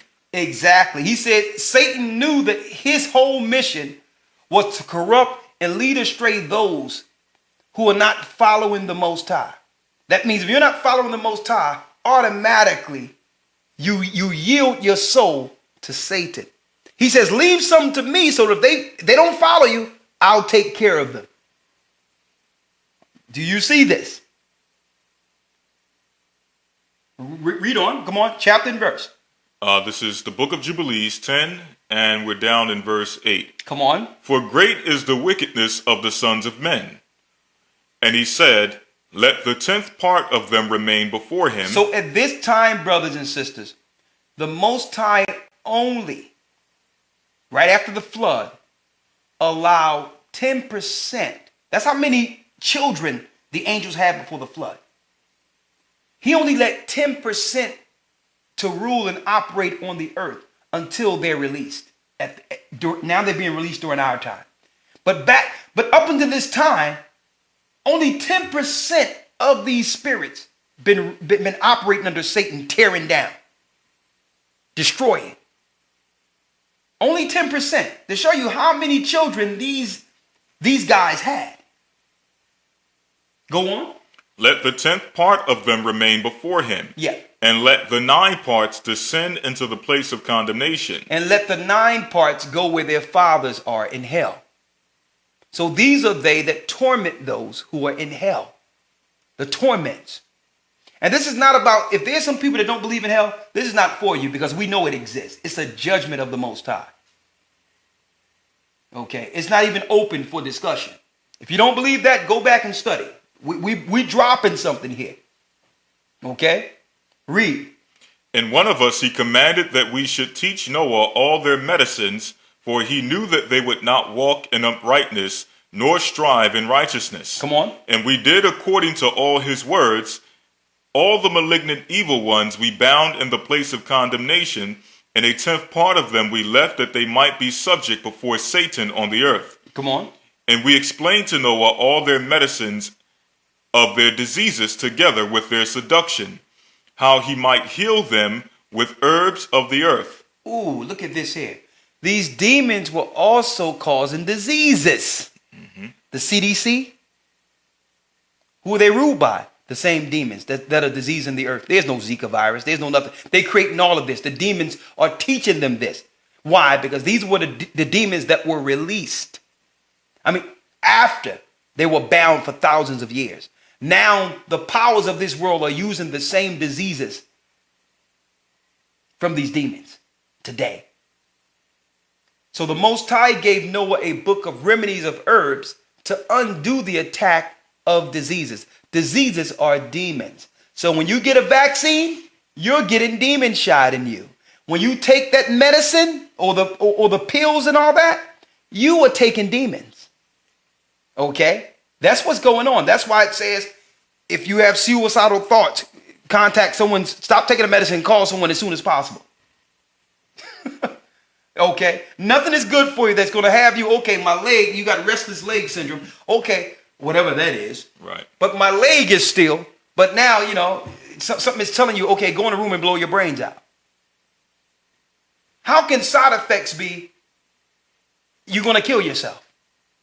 The demons have been released and they need bodies. So those that are over the powers and governments are now saying, well, since you gave us power to rule under your Masonic order, we're going to yield people to be sacrificed to you as vessels. We're going to give them psychotropics to open you up. We're going to play on their insecurities. We're going to destroy them to open you up. Open them up so that you can have bodies. The same spirits that were bound after Noah. Now, I'm reading this right out of Oxford University, our Hebrew records that Oxford had for years. Do you think they should have told us this? Okay, that Noah has a book of herbs. And now when herbologists and those that are talking about healing with the herbs, because food is really medicine. Now the doctors that are talking about the herbs now are coming up killed. The federal government is coming after them and taxing them and trying to say they're practicing illegal medicine and all that. Because food is the medicine. The pharmaceuticals is the diseases and poison. CDC is ran by demons. The Center for Disease Creation. So it have you look at this whole thing differently now, right? You're examining that we're under a spiritual attack, right? Finish what you were reading, Elder Lawya, if you don't mind. Pick up right from where you left off. There's something key I wanted to bring out there. Mm-hmm. And Noah wrote down all things in a book, how he might heal them with herbs of the earth. How he might heal them with herbs of the earth. And you know what? They got this book that was given to Noah. They won't give it to you. Okay? Everything is curable. Everything. There's no such thing as an incurable disease. Everything is curable. They're lying. Go on. Thus the evil spirits were precluded from hurting the sons of Noah, and he gave all that he had written to Shem, his eldest son, for he loved him exceedingly above all his sons. And Noah slept with his fathers and was buried on Mount Lubar in the land of Ararat. So what happens here? What's going on here is that particular book was given to Shem on how to heal every disease. And diseases are demons. When they shoot measles, mumps, if you get shingles, a lot of people don't know that that's a direct result of chicken pox. All of that is diseases, brothers and sisters. All of that. So a lot of that takes prayer and other things you need to take, which is from the earth, that will go in and destroy the original vaccine or the demon or the poison that was placed in you as a time release killer that would torment you through your life. A lot of these things they put in you People getting acne and breaking out and their face bumping out. Hey, you really got, that's a result of measles and chicken pox. All that. Okay? And then that gives you insecurities because you're not looking a certain type of way. So you have to go put on their makeup and do all that, and you're insecure. That insecurity rides you through your whole life. Okay? It's for demon entry. So I'm going to tell you, these spirits work on every level, brothers and sisters, every level. So I wanted to get that origin. And now, since we know the origin of it, the last piece of this is how to resolve things according to Christ, Yeshua. Right? You ready? So hold tight. Give me one moment. I'll be right back with the remedy.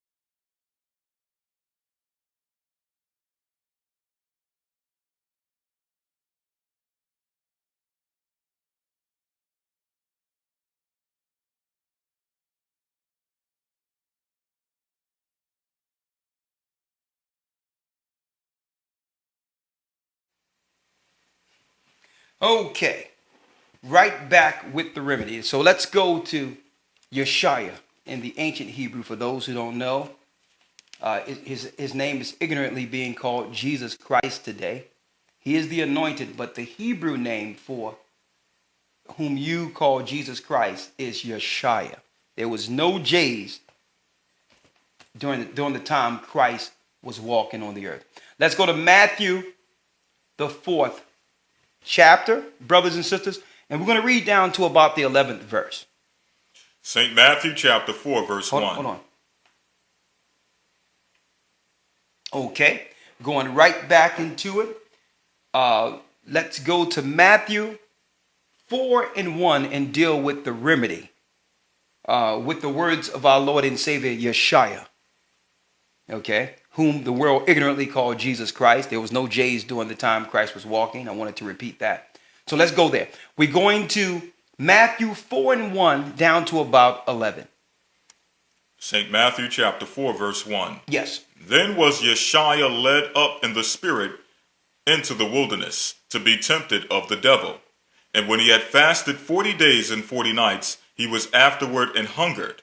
And when the tempter came to him, he said, If thou be the Son of God. Now, why are we going here? We're going to a fast. Speaking of fasting, the remedies on how to contend against spirits. So the example was right before Christ's ministry. The Most High took him from amongst people to be in the wilderness to fast 40 days, 40 nights. All right? Because he would be our example going forward when we're contending with spirits, how to deal with them. First of all, we know that now spirits do what? They hunger and thirst. So in order for you to stay in a clear mind, you must sacrifice something, your flesh, so that your spirit can be at its optimum. The more you put into your body, the lower your spirit. It's like a balance. Okay? If you deal with your flesh, you're tilted more so you're going to think fleshy. And Spirit's going to feel that, okay, maybe I can get in there. Okay. But if you're dealing with the spirit, you're not insatiable. You're feeding the spirit opposed to the flesh. And now spirits know, okay, I can't get in there. Or I'm going to try, but it's going to be a little harder to deal with you. So right now, Christ went into the wilderness to contend against Satan.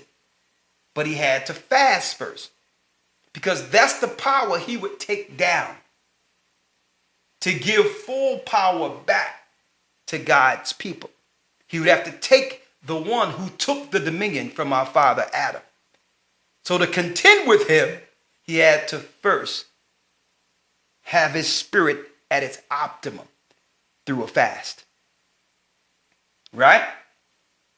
Now, this is the example I was mentioning earlier, brothers and sisters, how we're dealing in this 3 dimension, but there's also a battle in the spirit. That when you put down the flesh,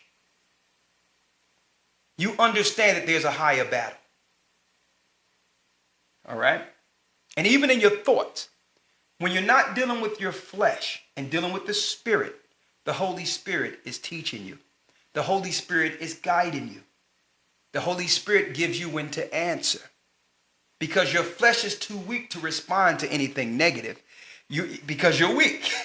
You can only operate in the spirit now. Right? So now, what verse are you at with Christ here? Matthew 4:3. Yes. And when the tempter came to him, he said, If thou be the Son of God, if thou be the Son of God, command that these stones be made bread. But he answered and said, It is written, Man shall not live by bread alone, but by every word that proceedeth out of the mouth of the Most High. Now, how did he deal with Satan with the fast? How did he deal with him? The word. He was fasting and understood he had to stick with the word. He is the word. He says, hey, if you be the Son of God, tempting him, why don't you turn that bread to stone? Now, did Christ have the power to do that? Absolutely. But Christ is teaching us something here. Man cannot what? Live by bread alone. That means there's another life source that can have us live even when there's no food and water. Now Satan have no power over us. If he can control your consumption of when you eat and when you drink, then he have power over your life or death. That's what you think. But no, there's another life source that you can only understand when there is no food or water. When you sacrifice that to have life outside of feeding your flesh, that's a whole nother building your spirit up. A lot of people take weights and build their body up and push-ups and all that and don't realize what's the push-ups for the spirit. What is the squat for the spirit? Okay? Your body's all buff, but your spirit is weak. Right? Think about it real quick. Your spirit is weak. Your body's strong, but your spirit is thin like this. What is the workout for the spirit? Okay? Christ was teaching us this. That man cannot live off bread alone, but what? But by every word that proceedeth out of the mouth of the Most High. We can live off the word of the Most High. What's that mean? He'll direct me when I have to nourish myself. I don't need it right now. I'm fine. I'm in a battle here. But what is Satan trying to do? Satan is trying to get him to satisfy his flesh. See? Paul even said, well, the spirit is willing, but the flesh is weak. So you want to do the right things, but you find yourself not doing them. Why? Because what we have to do, brothers and sisters, is set our mind aright for each battle. For each battle. And prepare ourselves for that battle, knowing that, okay, there's certain things I have to deal with myself to become more powerful in the Most High. So these are the fasts and the things I'm going to let go according to the flesh so that I can be spiritually stronger. I have habits that Satan uses against me. I have to break those habits. That's really what fasting is. Letting go what you normally like forever, if it need be, to become spiritually strong. Some people be on fasts their whole life. Okay? So a fast is not just one thing.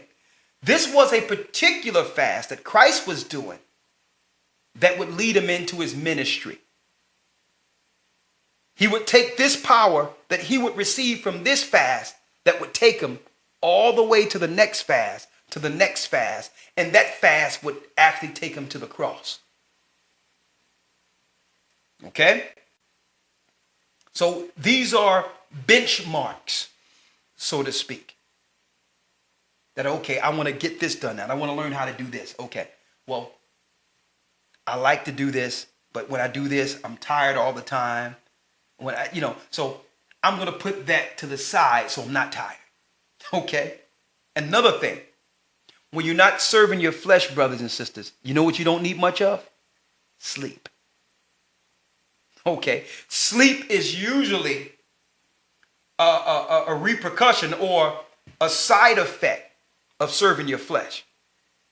After you're tired and you've been eating and doing all that, your body needs time to digest, heal, distribute the food, all that. So resting is a nourishing time, physically, to fix your body for the next day. But if you're not feeding yourself like that and you're spiritually sound, you only need what the Bible calls a little folding of hands. Your spirit is guiding you now. It's telling you when to get up, when to lay down. If you get tired during fasting, you know what the Spirit tells you? Because I went through it. I've dealt with it. I'm talking about cold turkey in the Spirit. The Most High tell you, okay, get up. Go outside. The sun is shining. And you get your energy from the sun. I've dealt with it. And it's deep that animals organically knows this. When the sun come up, you see the animals go and lay outside and get sun. You understand? They're one with nature. We're disconnected. But getting back to Christ, Satan tried to get him to eat. And to eat, to do what? If he was eating, he would have broke his original oath to finish this fast. Satan was trying to get him to go back on his commitment and oath to the Most High to go through this. See that? Satan was trying to break his will. Read. Verse 5, Matthew 4 and 5. Then the devil taketh him up into the holy city, and setteth him on a pinnacle of the temple, and saith unto him, If thou be the Son of God, cast thyself down, for it is written, He shall give his angels charge concerning thee, and in their hands shall they bear thee up. Oh, it sounds like he's trying to give Christ suicidal thoughts. Mm-hmm. Sound familiar? Just go ahead. Why don't you walk off of this building here? He took him to the top of the temple. Now that temple, believe it or not, was the original temple that was built under Solomon. So he took him up to that temple and said, go cast yourself down. To show you that when our people fell, who got power over the temple? The temple was renting too. On another point, when we left, there was no more temple. We're the temple now. 1 Corinthians 3 and 16. The Most High dwell in us. There's no physical temple. But who's trying to be over there representing the people, claiming there's a temple they're worshiping in? Or looking to build a temple or operate with a temple? The children of Satan. Because he's at the pinnacle of it. Same thing. Follow me here. What did Christ say? Read. The rest of verse 6. Lest at any time thou dash thy foot against a stone. Verse 7. Yeshua saith unto him, It is written again, Thou shalt not tempt the Most High thy power. He went back to the scriptures. He's battling now. You shall not tempt the Lord thy God, thy Father. It was written. And you notice, first Satan tried to just come to him and just convince him and provoke him to turn the stone into bread. But he couldn't go there. So what did Satan do? Satan began to pull out scriptures on him. Well, it says that in the scriptures, if you were to fall, the angels would come and take you up before your foot dashed the stone. He used scripture. So Christ came back, was like, hold up. The Most High didn't say commit suicide now, because that's written in scripture. He didn't say for me to tempt the Most High. Now, if he was to slip, that's something different. But you're not going to purposely do something and saying, well, the Most High got me. And I wanted to go there also in this scripture, because a lot of people do this.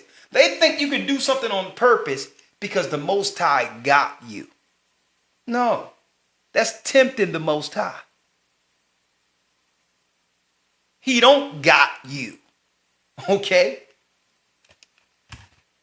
You don't tempt the Most High. He said he would protect us, but why would you do things to put yourself in a position where he must come in when you know it's wrong?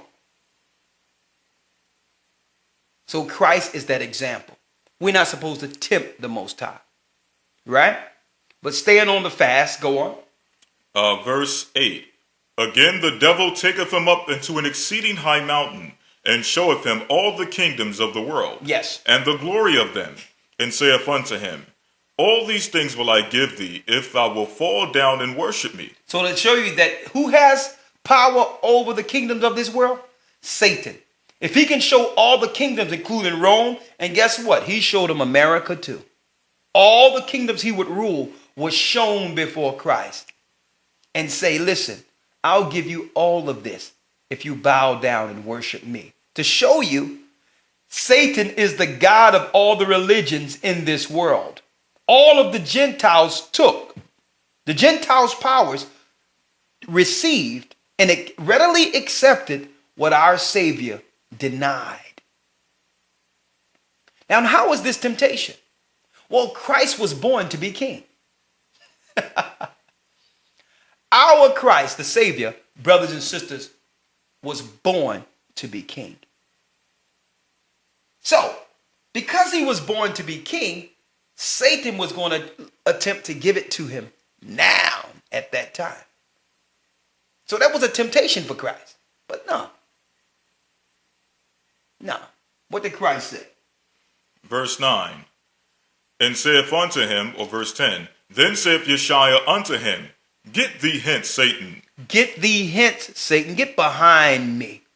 Go on. For it is written, thou shalt worship the Lord thy power, and him only shalt thou serve. We're only going to worship the Most High, and that's all. We're not going to serve no one else. More proof that the Romans and all that worship Satan. Because if they're ruling these worlds, if they're ruling the world we see, and over the bank systems and the whole setup, they have taken the agreement our Lord and Savior denied. This is their kingdom. And through that, in response and in favor of the God that give them power over us, they have now taught of that God in their churches. So he's the de facto God in the Christian churches, the de facto God over there in Islam and all that. Satan is the ruler of this world. He's the God of this world. To prove to you, he had all of the riches and powers to give, to offer Christ. Right? Read. Verse 11. Then the devil leaveth him, and behold, angels came and ministered unto him. Angels came to actually heal him, because why? He just was in a spiritual battle. They had to come and help recover him. When it says minister to him, right at the end of it, they came with food, they came with water, they came with things. They started helping, nourishing him back, because he was almost over. For denying, when I say over, he was almost near the spirit world, denying himself so long in the flesh. So what is it we learn from this? In order to be at our optimum spiritually when we're going into a battle, a righteous battle, not against our brothers or sisters, but against the principalities and powers that we know that are forces that are fighting against us, and you know when they are coming against you, you must do what? Okay, I'm going to relax off of certain things I enjoy, and I'm going to abstain from food. I'm going to abstain from water for a time, and I'm going to build my spirit. I'm going to read. I'm going to stay with a sound mind. I'm not going to let anyone get me out of this spirit. You understand? Because why? It's not that person's fault. They're being used by spirits. So I'm not going to blame my brother and attack my brother because he's dealing with spirits. The best way, to deal with this is to not let what's going on with him or her affect what I need to do for the Most High and my entry into the kingdom of heaven. I have to make sure that I don't become what the demon through someone else is trying to make me become. See? And the only way to do this, brothers and sisters, is to know and be truthful with yourself. The hardest thing that anyone can accept is when a spirit is in them. That's one of the toughest things, because everyone else is wrong. I'm going to go into it. It can't be me, right? That's what the Spirit is telling you. But everyone has a threshold. Has a threshold. Excuse me. There's a little water here. It's okay. Everyone has a threshold to a breaking point. That in these spirits, and I want to say this, these spirits know the breaking point. They know when they can get in. Okay? One moment.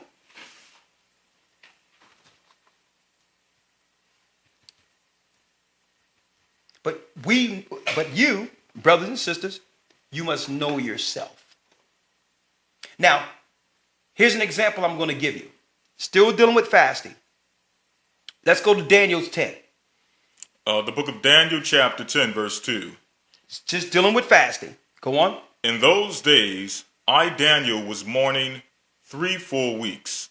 I ate no pleasant bread, neither came flesh nor wine in my mouth. Neither did I anoint myself at all, till 3 whole weeks were fulfilled.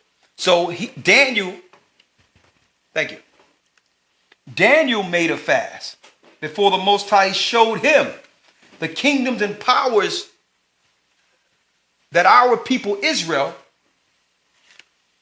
would fall under. Right? When you look at the book of Daniel and the 4 beasts, brothers and sisters, what you're seeing, and we teach this in our academy, the 4 beasts of Daniel. What you're seeing is all the kingdoms Israel must be under before our promise comes with Christ. So it's a time period of jubilees leading to our saving. That's what Daniel was receiving. A time period. How many kingdoms, how many empires Israel must be under according to the curse before the light comes, the truth comes, before Christ returns and take down our enemies. In order for him to receive this, he had to first commit himself to a fast. For 3 weeks, he did what? I ate no pleasant bread. That means he didn't eat anything. Like sometimes there's certain foods that you like. So it means my favorite meal, my favorite foods. So he made sure he stayed away from the things that he really loved. That's what he mean by that. Go on. Neither came any flesh nor wine in my mouth. So he didn't touch any flesh.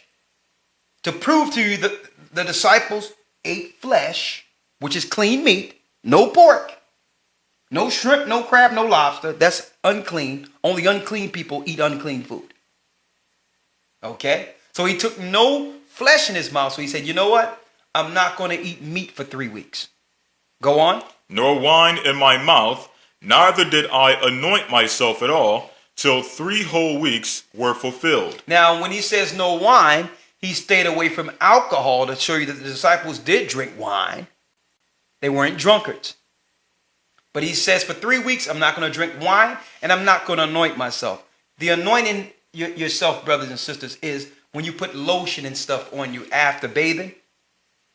Because, wow, that's more so, that's almost a pampering. You know, putting oils on yourself and make yourself all nice. And, you know, he says, I'm going to abstain from that. Okay, so, you know, he was dealing a little rough for about 3 weeks. His focus was inward. See? Now, did he clean himself? Of course. But he didn't anoint himself with making sure oils and all that was on him. He just say, listen, I'm going to just focus on this word and connect with the Most High for a message. These are just some examples of fasting. Let's go to the 12th verse. Verse 12. Then said he unto me, Fear not, Daniel, for from the first day that thou didst set thine heart to understand, and to chasten thyself before thy God. So to chasten thyself before thy God. So the Most High say from the first day you made that commitment. Read. Thy words were heard, and I am come for thy words. Thy words were heard. So when one make that commitment and say for a certain amount of days, I'm going to do this for you, Ahia. Mm-hmm. Okay, I know I like to do this, but I'm going to put it off for you. When you do that, your words go into heaven. And the Most High hear them, because out of all the busy things that you can get yourself into in this world, you're making time for him. Okay? You're a sacrifice. And this world has so many things that can satisfy your flesh. Okay? So many things you can get into. But you are making time for him. And saying, you know what? For this amount of days, Lord, this is your time. I'm not going to do this. I'm not going to do this. And I'm not going to do that. And I'm going to stick to it. That's a commitment. That's obedience. Right? And so the Most High seen that. Now, Daniel was doing that in the physical, but it was seen from where? The invisible. Are you following me? Right? Go on. Verse 13. But the prince for the kingdom of Persia withstood me. No, let's go to Exodus now. Okay. More on fasting. Exodus 34. Exodus 34 and 28. Exodus chapter 34, verse 28. And he was there with the Lord 40 days and 40 nights. He did neither eat bread nor drink water. And he wrote upon the tables the words of the covenant, the 10 commandments. He took no bread or no water. So the Most High made sure. Because why? A man cannot live off bread alone, but every word that proceeded from the Most High. The Most High, there's a certain life that can feed you through the Spirit. That'll keep your physical being alive. Satan don't want you to realize this. He think only through physical consumption one lives. He wants you to believe that so that he can have power over you and control you through consumption. So that these demons can come into you and stop you from making a pact and an oath with the Most High to stay connected. That will keep you connected. Right?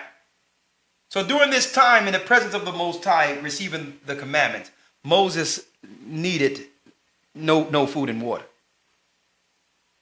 Okay? Go on. Verse 29.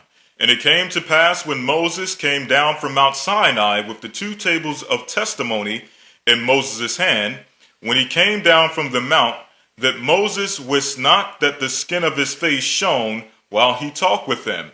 And when Aaron and all the children of Israel saw Moses, behold, the skin of his face shone, and they were afraid to come nigh him. They was afraid to come nigh him because he was full of spirit. They knew that he wasn't flesh. He wasn't the same man that came down who went up. He was in total connection with the Most High. They were afraid. Okay, and that's what happens when you're operating with a certain spirit and the flesh is not taking hold. Those that are in the flesh can recognize.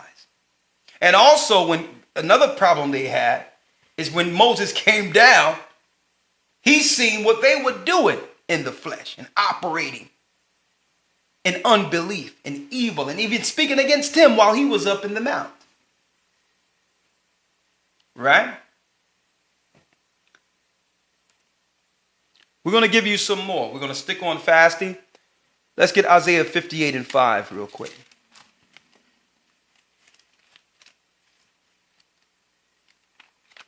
Isaiah 58 verse 5. And because why? You would have some people thinking evil and doing wrong and hate their brother and all that. And they'll say, well, I have to go into a fast to see what the Most High want me to do or how I'm going to deal with that. You can't go into a fast with evil thoughts.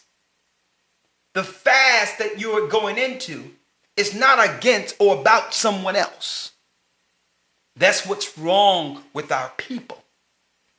A fast is for you to fix your deficiencies or to connect to the Most High that will allow you to help your people. When you fast and thinking about attacking somebody and destroying somebody and coming against somebody, you are fasting to Satan.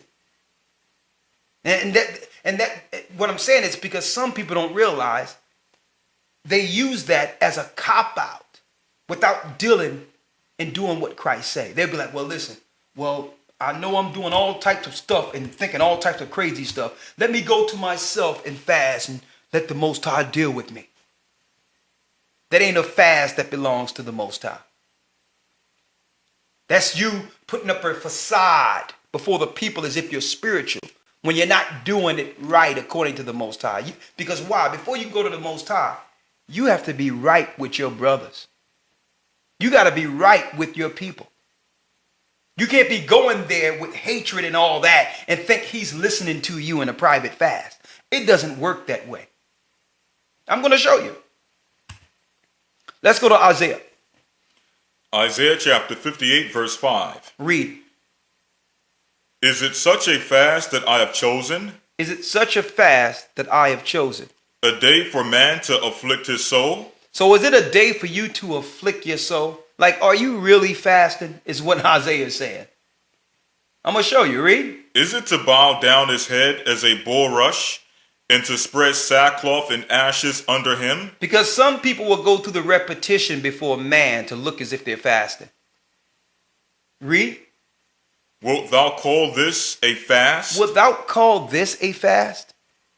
And an acceptable day to the Lord? Is it not the fast? Is not this the fast that I've chosen to loose the bands of wickedness? He says the fast I've chosen is for you to loosen the bands of wickedness. For you to take care and deal with what's going on with you. To stop doing what you know is wrong. But most people don't fast to look at themselves because why? They don't believe anything is wrong. They fast so that be like, Most High empower me because no one else understands me. But I know I'm connected with you and I love you. The Most High is saying, he is looking at you like a stone-faced hypocrite. It's going to tell you that. Because you're looking to be holy before man, knowing you have evil and intent in your heart against your own brother. It's going to tell you that. Read. Is not this the fast that I have chosen to loose the bands of wickedness? He says the fast I've chosen is for you to stop your wickedness. Read. To undo the heavy burdens. To undo the heavy burdens. The burdens that person have within themselves. Read. And to let the oppressed go free. And to let the oppressed go free because why? The spirit be attacking people. To put people in bonds. To blame people. It's going to tell you that. Read. And that ye break every yoke. That you break every yoke you are dealing with. Go on. Is it not to deal thy bread to the hungry, And that thou bring the poor that are cast out to thy house? That's what it's about. Helping the people. Read. When thou seest the naked and cover him, that thou cover him, and that thou hide not thyself from thine own flesh. And that thou hide not thyself from thine own flesh. Then shall thy light break forth as the morning, and thine When health. it says hide thyself from thy own flesh, don't admit your weakness in the flesh before the Most High. That's the fast you should be doing. Instead of trying to point out where you think someone else is going off or wrong. Okay? And that's another thing, that people can recognize people who are not in the spirit. If you're not in the spirit, you're focused and talking about someone else or trying to attack someone else. Is that the fast of the Most High? So automatically anyone is spiritual. They can see it or be around it and say, okay, that's definitely not the spirit of the Most High. Let me ignore it because why? It'll gain entry. Let me stay away from it because it's looking for a place. It's looking for someone else to be like them. That's not the fast the Most High has chosen. Go on. Verse 8. Then shall thy light break forth as the morning, and thine health shall spring forth speedily, and thy righteousness shall go before thee. The glory of the Lord shall be thy reward. Give me one where it says debate is in there. Verse 3. Wherefore have we fasted? Wherefore have we fasted? In Say the third they. verse. Say they, and thou seest not. Where have thou, how will you fasted and thou seest not? Is what the Bible is saying here. So the Most High is asking, where's your fast? Read. Wherefore have we afflicted our soul, and thou takest no knowledge? How can you be dealing with all these fasts and saying you down with the Most High and not receiving knowledge from on high? Okay. Read.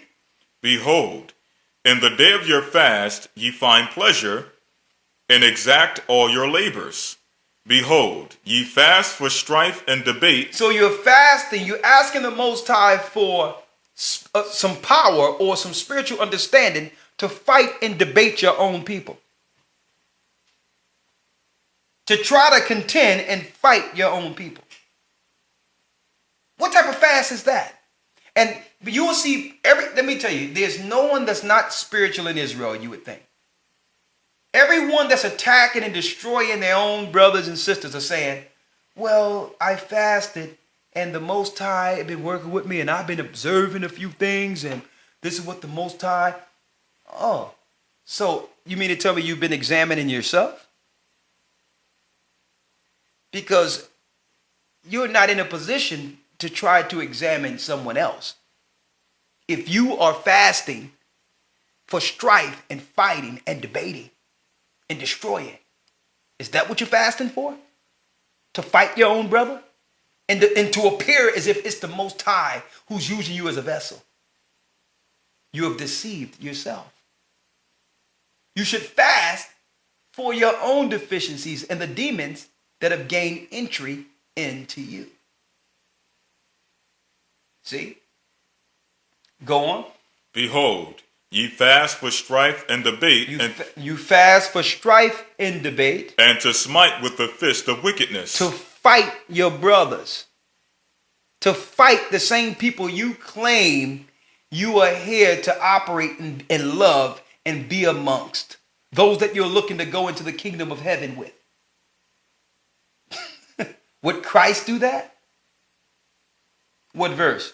The rest of verse 4. Come on. Ye shall not fast as ye do this day. You shall not fast as ye do this day. To make your voice to be heard on high. To make your voice to be heard on high. What the Most High is saying, I'm going to stop your voice. He's not going to allow it to continue.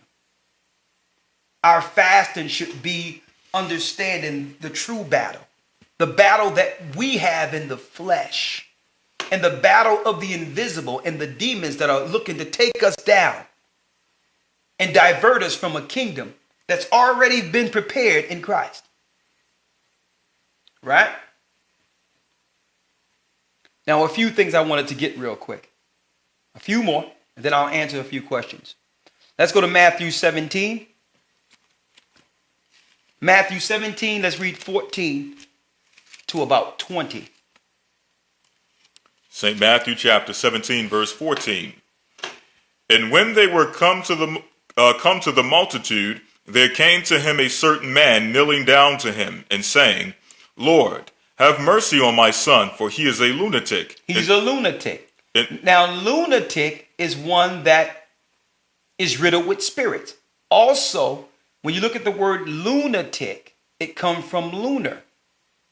So these are they who've been dealing with certain type of astrology and things of that nature, and they've opened themselves up, necromancy and demons and all that. Lunatic is one that deals with lunar or the moon or signs and all these other things. And it caused them to be riddled with demons. Right? Go on. For he is a lunatic and sore vexed, for oft times he falleth into the fire and oft into the water. So the demons gained entry at one point and took over his vessel.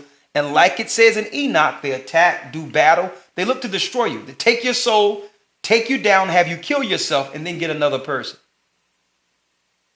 Okay? They'll just roam in the earth again until they find another vessel, but they'll kill you off. So they was trying to get this guy to actually kill himself. He would see a fire and just go dive in it and roll in it and just burn and run down on fire. Riddled with a demon. Right? Now, I wonder how would this world diagnose him? What is bipolar? What is that? Multiple personalities? What is that? These are all demon possessions. You can't go with these diagnoses that's in this so-called psychiatrist book. It's utterly ridiculous. These are demon possessions, and they know it. The doctors know it. So how would Christ do that? Give you a pill? Obviously, those who came to Christ with the healing understood he had power to move these spirits from one's vessel. See? This is how you heal demon possession, or what they would call bipolar, or what they would call multiple personality syndrome, whatever they want to call it. Even the spirit of what they call homosexuality. These are demons that had a point of entry. We're not pointing fingers and blaming no one based on what they're suffering from. We're just telling you all of these have points of entry and demon origins. Okay? Come on. Verse 16.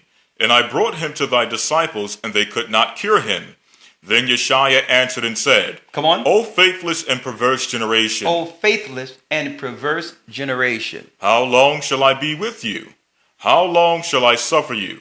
Bring him hither to me. And Yeshua rebuked the devil, and he departed out of him, and the child was cured from that very hour. So read.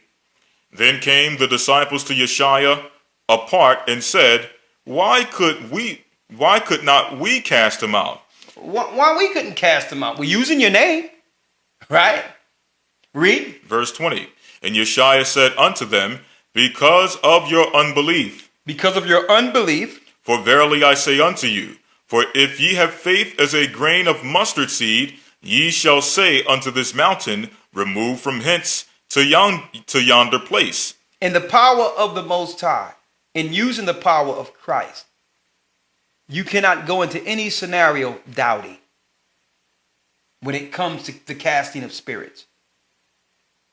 Go on. And it shall remove, and nothing shall be impossible unto you. Howbeit this kind goeth not out but by prayer and fasting. So this kind, because Christ gave them understanding how to deal with the lower level demons, just using the name. But you have some kind of demons which are on a higher level that can only go out. You must prepare yourself and work yourself out spiritually to contend with them through fasting and prayer first. You cannot go into that particular scenario unprepared, or that demon will recognize you're unprepared, and in some cases, take you. So fasting and prayer is to be sober-minded, totally connected in the spirit, no sin amongst you, no doubt amongst you. You're in full power of the Most High to fulfill his will on earth. No darkness, no secrets, no nothing. You're totally open to be utilized. You are a vessel of the Most High that can contend against any spirit that would come and oppose the work of the Most High or another vessel. You understand? So you must have that confidence and know that you are spiritually prepared to deal with demons. You can't do that unless you first deal with yourself. You see that? You have to be in Christ and do what Christ did, contending with the devil to cast out spirits like that. But it's about self-examination first. Right? Let's give an example from one of the patriarchs. We're going back into the pseudepigrapha of the Old Testament. Each of our fathers, which are the 12 patriarchs, each of them left a testimony in the book called the 12 Patriarchs. Listen to what Simeon's testament gave us that can help you with fasting and understanding the power of it. And how he also mentioned how demons come in and how certain emotions overtake us that will allow us to be used by Satan and let these demons into our members. Let me show you. Let's go to the Testament of Solomon. Simeon. The Testament of Simeon, The Testament of Simeon, the 3rd chapter and the 2nd verse. The Testament of Simeon, 3 and 2. The Testament of Simeon 3 and 2.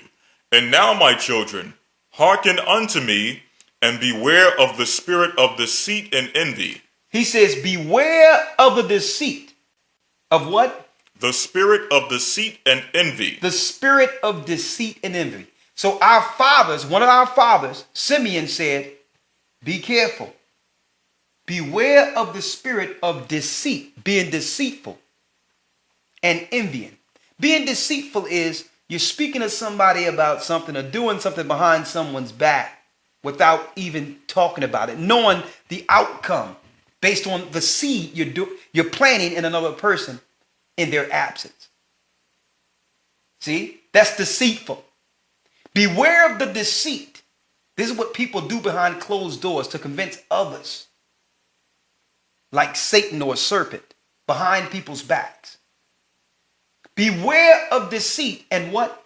And envy. And envy. Envy is there's someone who you know has a gift or something from the Most High. And instead of respecting the power of the Most High in that individual, instead of honoring what that individual is doing in Christ, you become envious and you hate that person. It says beware of that. Because not too many people want to just straight out and say, I just can't stand him or her. I just envy them because really it's something in that person you really respect and honor. But because it's not you, it turns into hatred or envy. Or you see other people respecting someone who you don't respect, and you get upset because you feel it should be you. That turns into envy and jealousy. So our fathers told us, beware of that deceitful spirit and that envy. Let me tell you, brothers and sisters, these are two of the main doors demons use for to gain hosts, to gain people. Read. For envy ruleth over the whole mind of a man. Envy ruleth over the whole mind of a man. and suffereth him neither to eat nor to drink. That means day and night, he's just thinking about how he's going to take somebody down, where he's not even eating or drinking. He think he's fasting. He think he's just being holy, but the Spirit won't even allow him to do these things because all of his mind is focused on taking down his own brother. Read. Nor to do any good thing. Nothing in his mind is to do good because why? He's obsessed. It took over his whole member to the point where he can't even do work for the Most High. He just focused on someone else and against his own brother or sister. That's demon possession at its highest. Read. But it ever suggesteth to him to destroy him that he envieth, and so long as he that envieth flourisheth, he that envieth fadeth away. That means he will think day and night on how to destroy a person that he envies or she envies. That's the bane of their existence. But what happens is the person that they're envying, the Most High will continue to flourish. And eventually that person who was envious will just fade away. Because they could have been building their spirit in the gifts the Most High had in them. And they wasted their time obsessed with someone they envied. See? The demon eventually took them. Why? It's that spirit that was in the spirit of Judas. It's that spirit that was any brother that fell who looked to destroy his own brother, like Cain and Abel. It was that envy that caused Cain to slay his own brother. This is where they gain. So when you see people out there, brothers and sisters, who's obsessed with people and putting out videos with their obsession and all that, look at these scriptures. There's a demon riding them. Look at it. And we have to be careful not to fall into that. When a brother or sister are being honored one day or being respected one day, the Most High esteemed one day, one man one day, another man the next. We have to be careful not to be like, well, I wonder who he think he is, or who she thinks she is, what they think. And then that's when that demon comes in. No. Just respect what the Most High have in his people. It'll be one man one day, another man the next. Or it could be you tomorrow. You don't want nobody looking at you because the Most High is using you to do something. You don't want nobody to look at you wrongfully for that. Right? But you have no power over that, what other people do. So I'm just warning and putting these scriptures out so brothers and sisters don't fall victim to that. Because when these demons come in, hey, they're not looking for another home. They're looking to stay until you're destroyed. Are you following me? What verse do you leave off at, Elder Lawya? It's in the middle of the paragraph here. It says, 2 years, therefore, I afflicted my soul with fasting in the fear of the Lord. So 2 years, Simeon, one of the 12 patriarchs of Jacob, our father, for what? 2 years, therefore, I afflicted my soul with fasting in the fear of the Lord, and I learned that deliverance from envy cometh by the fear of the Most High. It says for 2 years, and I'm going to put up 2 fingers because that's the number 2. Okay, I'm not putting up any signs. It's 2 years. Because somebody would pause that and say, look, he's throwing up the horns. No, it's the number 2. This is 2 fingers. I'm counting the 2. Okay. For 2 years, Simeon fasted to get these certain spirits to battle against these certain things that would come into him. Right? Go on. 2 years, therefore, I afflicted my soul with fasting in the fear of the Lord, and I learned that deliverance from envy cometh by the fear of the Most High. Hold up. In order to get delivered from envying, it only comes in when you fear the Most High. So Simeon had that envying in him, and he wanted it gone. But through his fasting, the Most High gave him the answer to that. The only way you don't let this thing come in you where you're not feeling a certain type of way about your brother. Okay? The only way, read it again. And I learnt that deliverance from envy cometh by the fear of the Most High. Cometh by the fear of the Most High. Because if you die in envying your brother, that's no different than Judas. And when it comes to Judas, Christ said with him, it would have been better if he wasn't born. You can't die in your envy and hatred against your brother. Okay? When you fear the Most High and know the judgment of it, it begins your fasting for self-correction. And asking the Most High to deliver you from such a hideous demon that would have you be obsessed with attacking or destroying your own people. It's a deep demon to be focused on someone and they be the bait of your existence. And I'm going to tell you, a lot of times, and in my instance that I've seen, if I can use myself as an example, I don't even know some of these people. And I was speaking in general, but I'm just saying because I know other people experience certain things like, why is this person so obsessed with me? It'd be a lot of times, a lot of these people I'm the bane of their existence. I haven't even met them. If I met them, it'd been over probably one time in my life. But that envy comes in because they don't respect what the Most High is doing. What they'll do is they'll look at how other people honor and respect the work, the consistency, and the fervent spirit to continue. And instead of that being love, it turns into hatred and envy. I have no control over it because I know that if I do the work, the Most High is going to give me my reward, irregardless of them. They're going to come and go. They'll just fall off and keep going, falling off. It doesn't matter.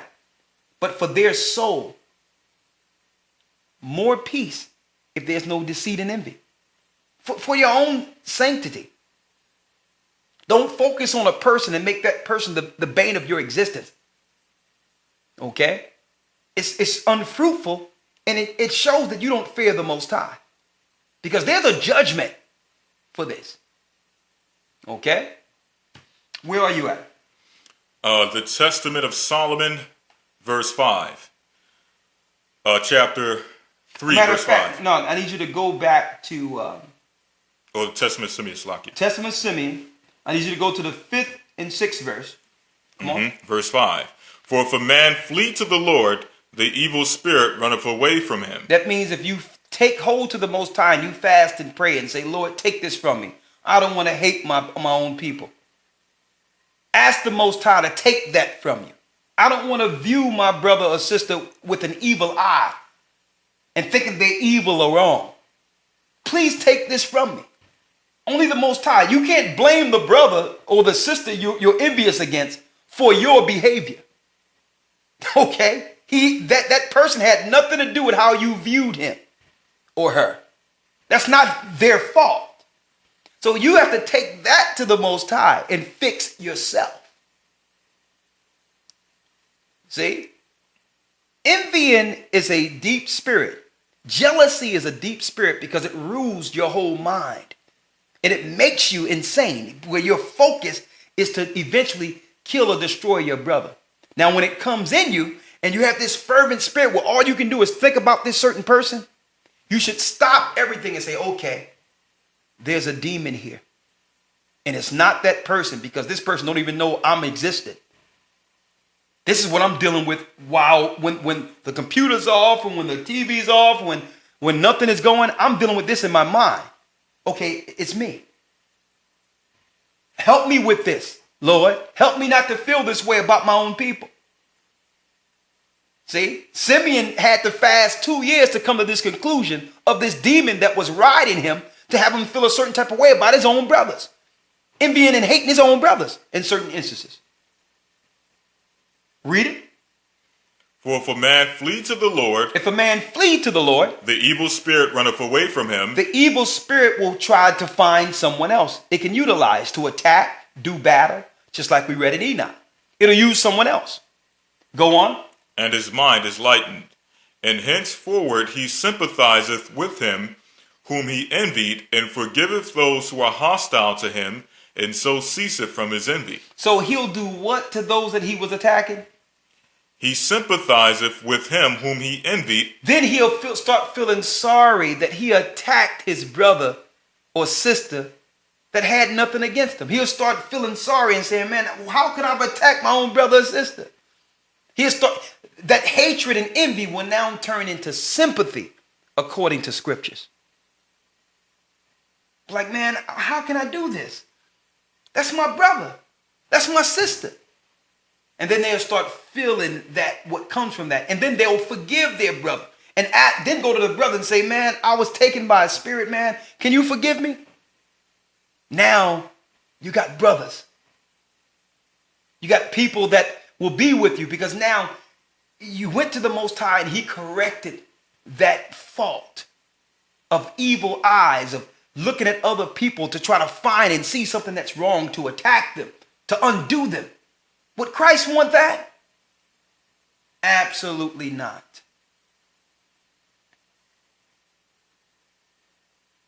Let's go to Ecclesiastes in the Apocrypha 34 and 24. There's a few other things in there.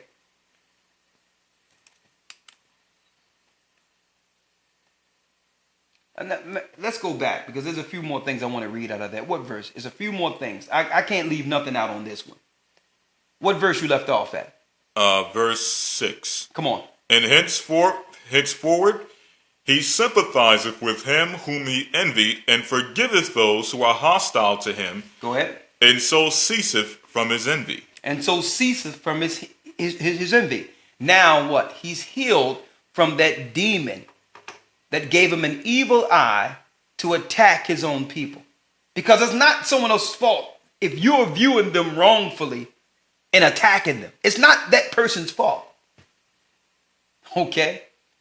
A person can't be faulted for doing what the Most High have them do. Okay? That's not... Every person has power over their own vessel in reaction to what they're seeing or what they're thinking. That's no one else's fault but that person who's envying. Okay? What's the next verse here? Ecclesiasticus 34 and 24. Yes. When one prayeth, another curseth. You have one prayer and another curseth. Read. Whose voice will the Lord hear? Which one will the Most High hear? If you have a brother saying, let's forgive, let's love, and you have another one pointing out, trying to say that someone's wrong, they're doing this, they're doing that, they're evil, they're wrong, who do you think the Most High is going to hear? Who do you think the Most High will listen to? Read. He that washeth himself after touching a dead body, if he touch it again, what availeth his washing? So if you touch a dead body, which was unclean under the Old Testament, and wash yourself just to go and touch the unclean thing again, then why were you cleansed? And this is speaking of people who were baptized or cleansed. You've been baptized from dealing with unclean things and unclean thoughts and operating how you were in the world. And then you get the truth and then touch the same dead body and deal with the same evil you dealt with before the truth. The same verbal lashing of people, trying to vilify people, hating people. Not relating that to demons, but the demons are someplace else. No, it can't be you. Right? Even though the demons are only using that vessel. While the work is going, while everything is going on, it can't be you. Read it. Verse 26. So is it with a man that fasteth for his sins, and goeth again and doeth the same. Who will hear his prayer, or what doeth his humbling profit him? Exactly. So if you pray for fasting and all that, and you go back and do the same thing, you never changed. It's still the same thing. It's all lip service, and it's all to be seen by men. That's all it is. If you don't change from your actions from one fast to the next, it's all a front. Okay? Let's go back to Testament of Simeon, because there's something I wanted to... What verse you left off at there? Verse 6. Read it. And henceforward he sympathizeth with him whom he envieth, and forgiveth those who are hostile to him, and so ceaseth from his envy. And so ceaseth from his envy. Read on. That's all I have here. Okay. A few more things I wanted to go into.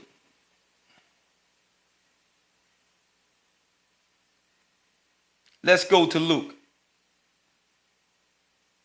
Okay, there was another one down here, chapter 5. One moment.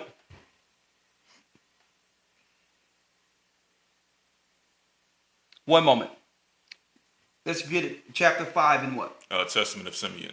Testament Simeon 5. What verse? Verse 5 through 7. Come on.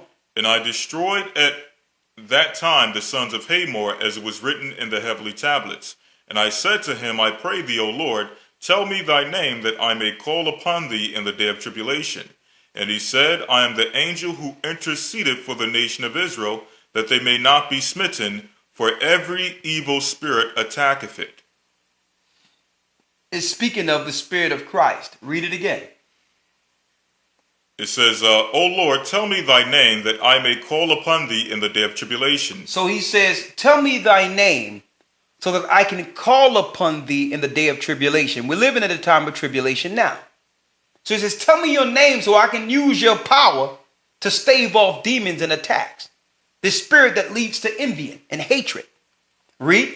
And he said, I am the angel who interceded for the nation of Israel. I'm the angel that interceded for the nation of Israel, to show you that the 12 patriarchs, our fathers, had knowledge of Christ even in the Old Testament.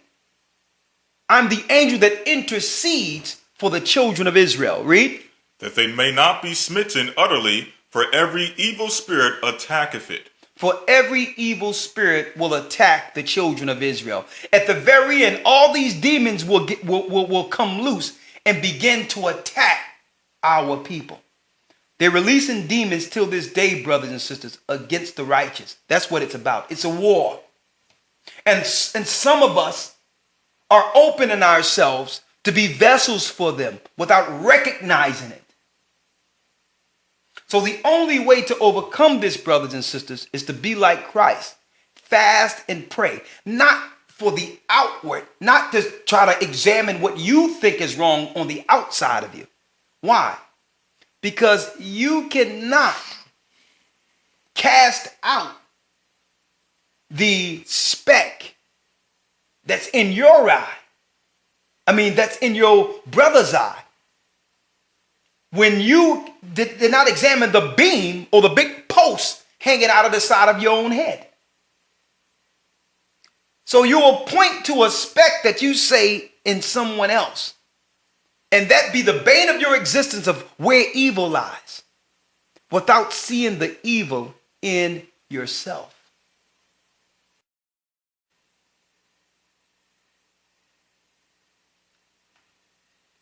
Okay. I guess it's right there. All right. A few announcements. Number one, all praises be to the Most High. I said we had good news. I'm looking to come to, me and the elders, we're looking to come to Toronto, Canada. We were looking in between this Thursday and next Thursday. We'll give you the date. I'll be contacting the brother in Canada who's with the church. We'll be doing baptisms there, and we'll have breaking of bread, and we're gathering that whole Canada together. And we're going to finish the church, the gathering of Christ in Canada. We're going to set it up with the brothers and sisters who are there.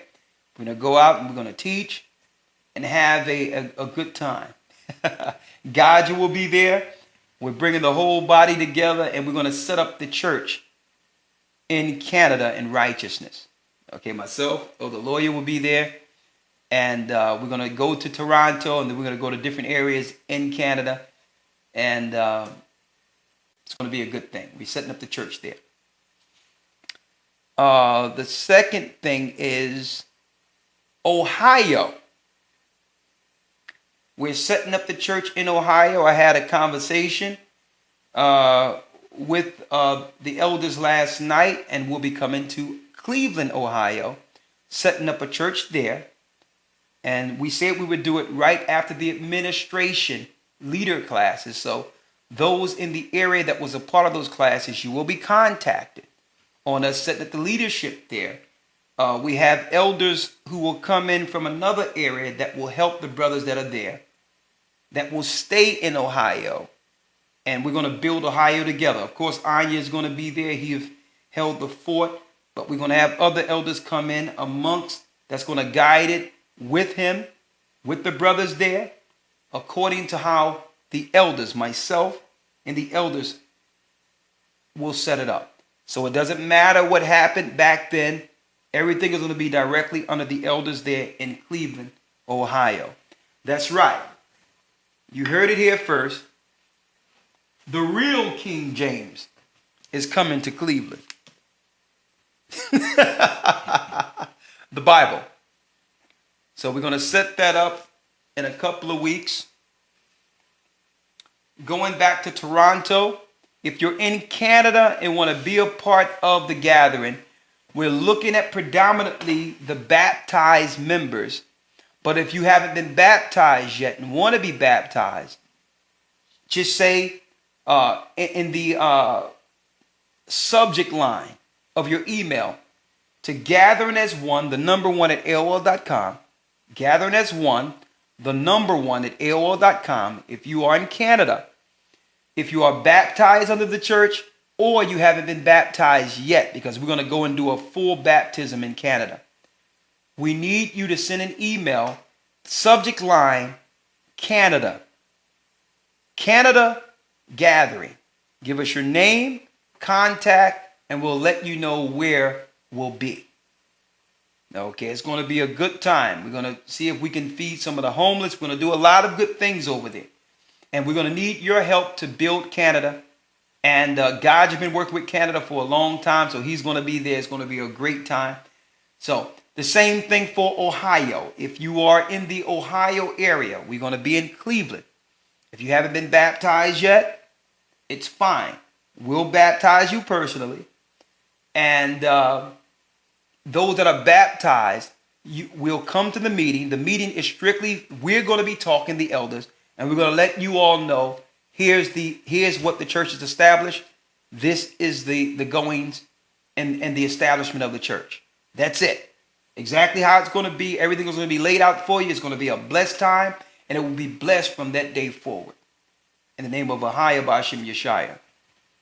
Also, all praises be to the Most High. We're setting up 2 new churches in North Carolina. One in Charlotte and another in Raleigh. Charlotte and Raleigh will have 2 new locations for the Gathering of Christ Church. We have Deacon Al and Deacon Massar in South Carolina, who are the main brethren that we have as point people there in the Carolinas.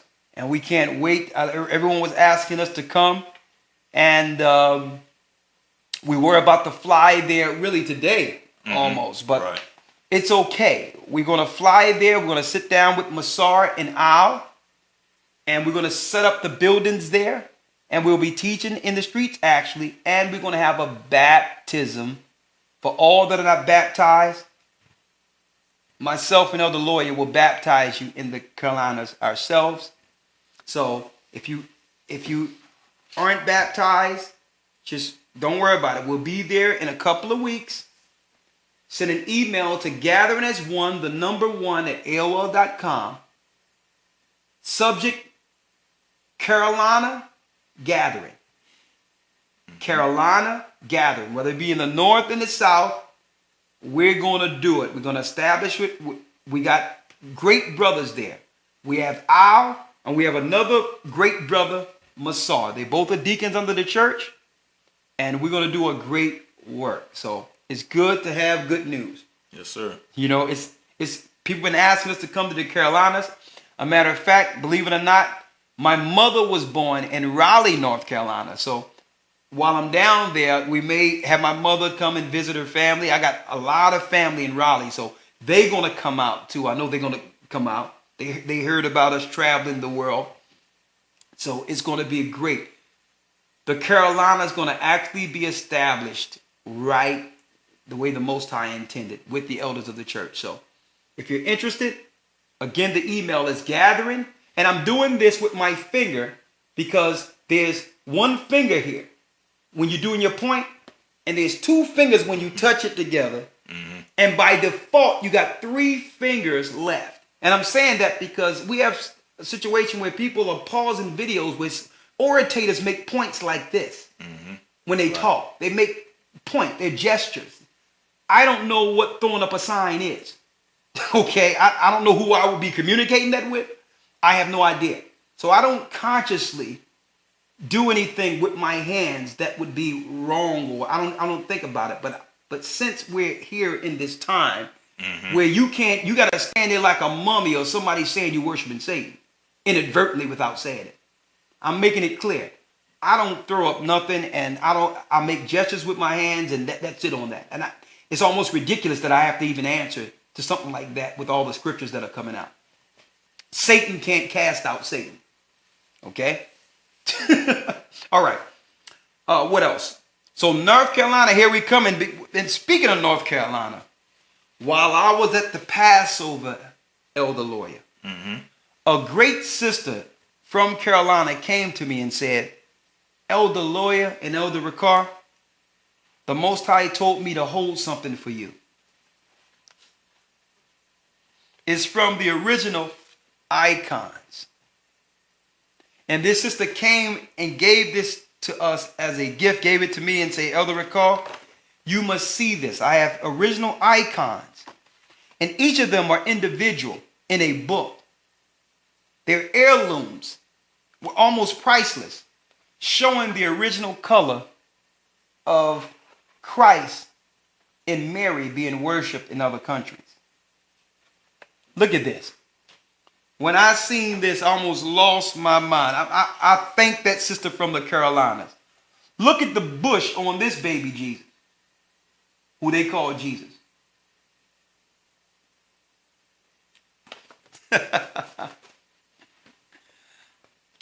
This guy don't look like Cesar Borgia to you, do he?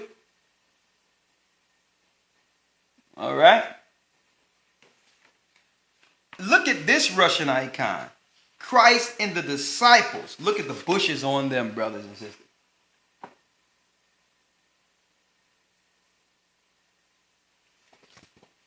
Nothing but black people, the true image. Now, to me, it wouldn't matter the color of Christ if someone didn't put up white people. Really, Christ's walk and what he meant is more important than his outward appearance. But the Bible gives you an outward appearance. We can't ignore the Bible and say, well, okay, it doesn't matter. Well, it matters to us when people will use evil racism and white supremacy and hide the fact that we're the true Israelites by placing up white images from the Renaissance period paid for by the Roman Catholics. So it wouldn't have mattered, because if they wouldn't have done that, the world would have known what they've always known. The Israelites are people of color. So I said this to say this. Personally, when I come to North Carolina, for this sister giving us this, first of all, I'm going to give her a big hug and thank her. She's an elder sister. And, I hope to really meet her and thank her. And and when I see you, sister, we got to share something with you as in respect for this gift you have given the elders. We're going to use this too. We're going to use these icons on the street of North Carolina while we're teaching. Right? Also, we'll be coming to Chicago. Also, we'll be coming to Detroit. And yes, we're coming to the West Coast also. So we'll be giving our announcements in new locations where we'll be from week to week. We're traveling throughout the whole earth. dealing with the mark of the beast revealed from one state to the next, one city to the next. Teaching on the streets everything that we've taught in the past and how it's been fulfilled in a cycle of 7 years and what the Most High is about to do in Babylon. Yes, we're traveling throughout Babylon for the last time. And through that, for baptized members, we're going to have conversations of our journey, concerning our journey, what we've done, how we were able to go to other places and talk to other people, establish relationships spiritually. You understand, even deal with how to do business and things of that nature on the outside of the country. Okay? All of that. The Most High have allowed us to set up like a little music company that I'm going to use to bring forth the truth. With music and all that, that other people throughout the world will actually help and support. And that in turn will go into helping more churches, more people, establishing new churches and all that. So it's full circle, and I can't wait to sit down with my brothers and sisters and explain the journey. All right, with that, let me answer a few questions here. Did I miss anything? I think that's it. Is it? Okay, the one. Mm-hmm. All right, I'll answer a few questions, then wish you all Godspeed here.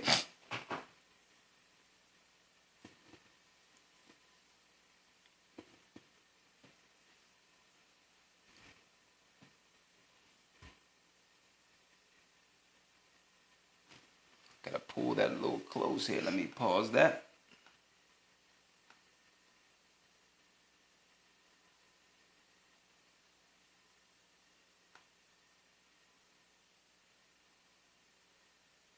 Okay, yeah, we also have the academy tomorrow, right? Early? Mm-hmm. Yes, sir. What's the lesson tomorrow? I believe it's salvation is of the Jews. I'll check to make sure. Salvation is of the Jews. I believe so. Okay. It's going to be a good lesson. Yes, sir. Yes, sir. All right. Will you be coming to the Midwest? Yes, we will be coming to the Midwest. Slim 988. How do you fast? Like I used to smoke and I fasted from food, but I continued to smoke the next day, I think. I fasted, but I used to smoke that. How would I fast to rid a spirit like lust, hate, etc.? Well, first of all, in order to be utilized by the Most High, one must have a clean vessel free from sin. So you have to cut out all the things that are destroying your vessel. Smoking, if you are a drunkard, if you're on drugs, you got to fix that first. You have to fix those things first. Okay? How do you fast when it comes to the spirit of lust and all that? Well, because you're doing these other things, if you're smoking and all that, it's opening the door for these other things that leads to the flesh. So all the habits must go cold turkey. Not tomorrow, not the day afterwards, not one day I'll be rid of this. It doesn't work that way. A demon will tell you, well, I'm working on it. No, that means the demon is still there. That means you must decide today you will be rid of all spirits and put down all habits. That's not a fast. That's a commitment. You operated without these things before you were hooked. So that means there's life after them. You have to put them down because those are entries for demons. And then we can talk about the cleanse of how you can fast and keep your vessel protected after it's cleansed. But you must make the first decisions is to control what you can control. You can control not smoking anything. You can control all those things. So those things are more so a fast in itself. Stop doing the habits you've picked up on. So I don't know if you came in midstream through the video, but look at the video again and you'll see there's some good tips in there. You set an oath to yourself. Make a list of the things that you know you do wrong or habits that cause you to fall. And make a time period with the Most High where you pray to him and say, well, you know what? For this amount of days or weeks, I'm not going to deal with none of this. And stick with it. But there's other key points in the lesson. Look at the lesson again. There's a lot of key points on keeping your vessel from these spirits and how to fast. Mrs. Judah. You see this, Lawya? Yes, sir. It says, Shalom, Elder Rawchaa, Elder Lawya, brothers and sisters. Thank you for the much needed lesson, as always, with GOCC. I have a question. Are we to allow family members of different faith to uphold their gods in our homes, such as praying? Can you share? Okay, number one. Are we to allow family members of different faiths to uphold their gods in our homes, such as praying? I would need to know the setting. Like, for instance, if your family's coming over, and right now all they know to do is what they've learned, and they're looking to pray and bond with you spiritually, even in their ignorance. If you try to shun them, you understand, or deny them that, a wall will go up where your opportunity might not come for them. So it depends. Now, if they going roughshod and want to have a full Bacchus ceremony in your house, absolutely not. Okay? But if someone want to do a prayer real quick over something, just a quick prayer, I wouldn't make a big deal of that. Because they're really praying to the only God they've been taught. So it's really not wrong for them to do what they're doing in total ignorance, because why? That's the God that got them through. I would use that as an opportunity to sit down and gradually, direct that prayer aright in time. But if you offend them with them looking to help you in prayer or talk with you spiritually, your opportunity to guide them into the truth becomes much harder. So, like I said, we have to really come down off of our high horse and condescend to our people and understand what they're dealing with. Not to compromise and follow what they're dealing with, but know that they're easily offended if they're looking to help us and we knock that down as if it's nothing, when that's the only way they've been taught to help us or to be spiritual with us.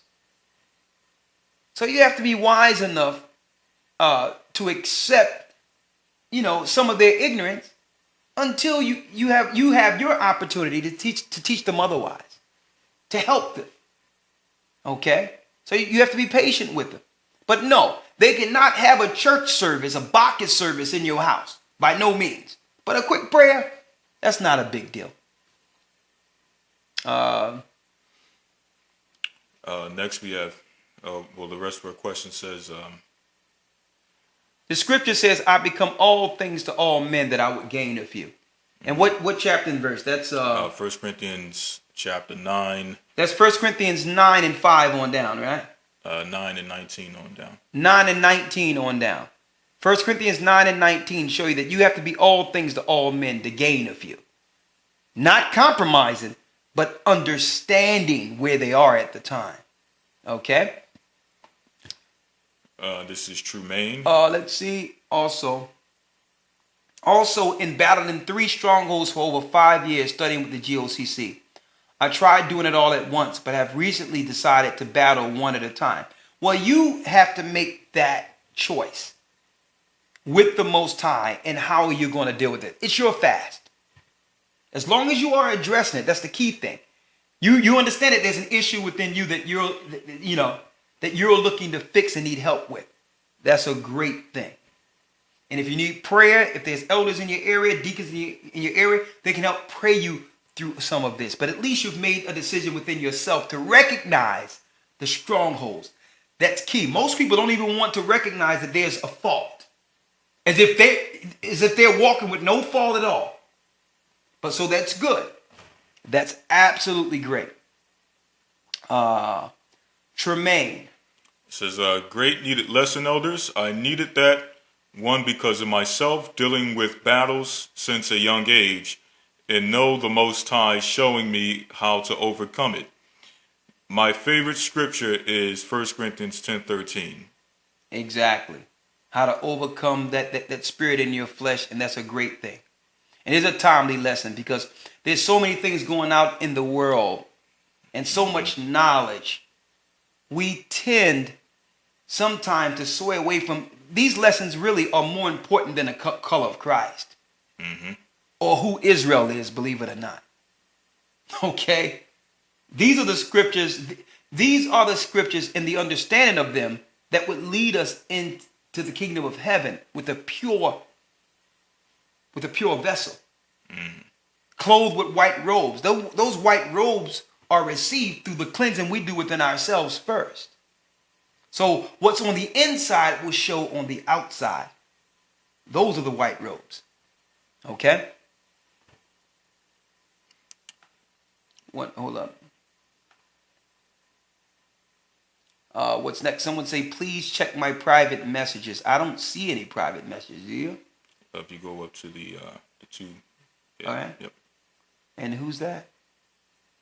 The only one for private message is Seek Truth. Seek Truth. Yeah, I'm sorry. I'm still getting this down, brothers and sisters. Work with me. If you scroll up. Is that here? Scroll up. You'll see a blue, like a blue message. Yep. Try it here. Where? Try going up. Try that there. Where?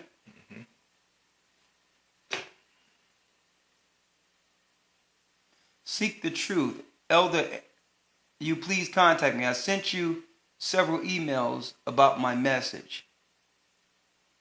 Do me a favor. Send me your phone number through the chat so that, we'll respond back to you. Thank you, Lawya. I appreciate it. Still figuring this chat thing out. Main chat, right? Okay, I have it. Thank you. Yep. All right. A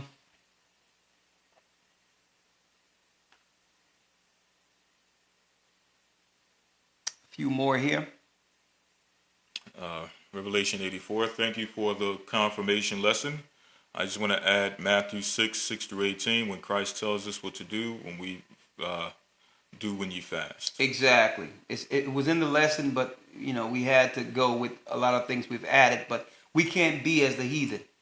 We can't be as the nations who will be on corners and want to be seen before men and fasting before men and all that. Nah. We do it in secret in our own closets. Right? Let's see. Bankster Spankster. All right. What is this?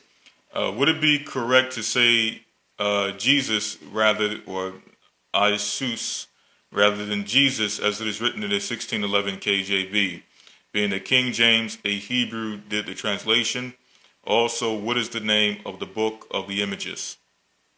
Okay, this book is called Russian Iconon, which is Russian icon. And this is one of the actual real books. It's not a reprint. These are the real prints that we have in here. So the sister really blessed us and honored us with this. And we're going to thank her. I want to thank her again personally when I come to North Carolina. The whole thing is, don't forget in Isaiah 28 where it says, in another language and with a new tongue will I speak to my people. So he put a spirit on King James to translate it in the language our people would predominantly be speaking during the time of our awakening in captivity. So that's the language he spoke to our people. Don't forget, our people, the Israelites in Europe, created the English language, angel's tongue, to get away from the satanic Latin. We created that tongue while in Europe. Okay? English means angel's tongue. England is land of angels. Before that, it was called Britannica under Rome. It wasn't called England until our people got there. But of course, once we fell during the Dark Ages, the Wettin German family, who are Edomites, Europeans or whites, took the same titles once they took the names of nobility that was established through our people, the children of Jacob in England. And they began to call those names and claim that they were those titles. The Wettin German family, Edomites. But originally, King James, a black man, mind you, an Israelite, translated it in the tongue that's prophesied out of Isaiah 28, 9 through 11. Through another tongue and a new tongue and another language will I speak to this people. That language, the King James Version Bible, English. So that don't mean that was the name that was being called on during the time of Christ, because King James came around 1611. Christ was there, over 1,000 years before there was any such man as King James. J is synonymous with Y, so we know his name started with Y. In the ancient Hebrew, Savior or my Savior or our Savior is Yeshua. Okay? A few more. Keisha Israel. The water elders, this beautiful lesson could not have come at a better time for me, dealing with attacks against my family and how I deal with them through fasting to make my spirit stronger. 2 questions. Can I fast for my children's spiritual strength? Absolutely. Job did that. Go on. That are of the age of accountability. Yes, you can. If a person decides to go skydiving, which requires them to dive out of an airplane and their parachute malfunctions and it cuts off there. Well, if you are diving from an airplane outside of your occupation, because I guess some people have to do that in the army or whatever the case is, but that's tempting the Most High as far as I'm concerned. Mm-hmm. I'm not bungee jumping. I'm not diving from a plane. I'm not skydiving. Okay? I'm walking on earth. I mean, the closest I'll come to doing anything is probably flying in a plane if need be. And, that's, but that's as far as I would go. But free falling in the air, if you're asking me a question, because really there's no scriptures on that. But if you're asking whether or not I would do it, the answer is absolutely not. Demetrius Hastings. Is it doing your own will if you fast on the Sabbath? And are we to stop for the Sabbath and pick back up on the first day? No. The water. You have to realize that it depends on what type of fast you're doing. If someone is fasting 1 day out of the week or 2 days out of the week or 3 days in a row, why choose it on the Lord's day? So that's what it's speaking of. Christ did it for 40 days and 40 nights. So did Moses. He didn't stop on the Sabbath and pick it back up. That was a fast that was continuous. So when it says that we're not to fast on the Sabbath, that means we're doing a short fast during that week and we choose one of the Lord's days. That's what that's talking about. All right. So if you're fasting 1 day out of the week, why wait till the Lord's day to do it? Pick one of your days. That's the sacrifice. Okay. All right. Aziz 84, great lesson. Elders, can you explain Ezekiel 42 and 13? Oh, you can read it real quick.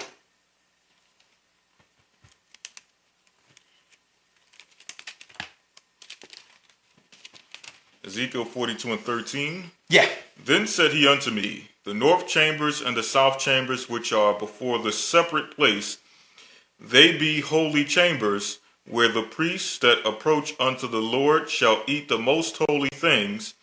There shall they lay the most holy things, and the meat offering, and the sin offering, and the trespass offering, for the place is holy. Okay, this is speaking of chambers, this is going into the spiritual realm. Okay, that will lead to a temple on earth. So it's like, for instance, you have elders and you have a temple within the heavenly realm.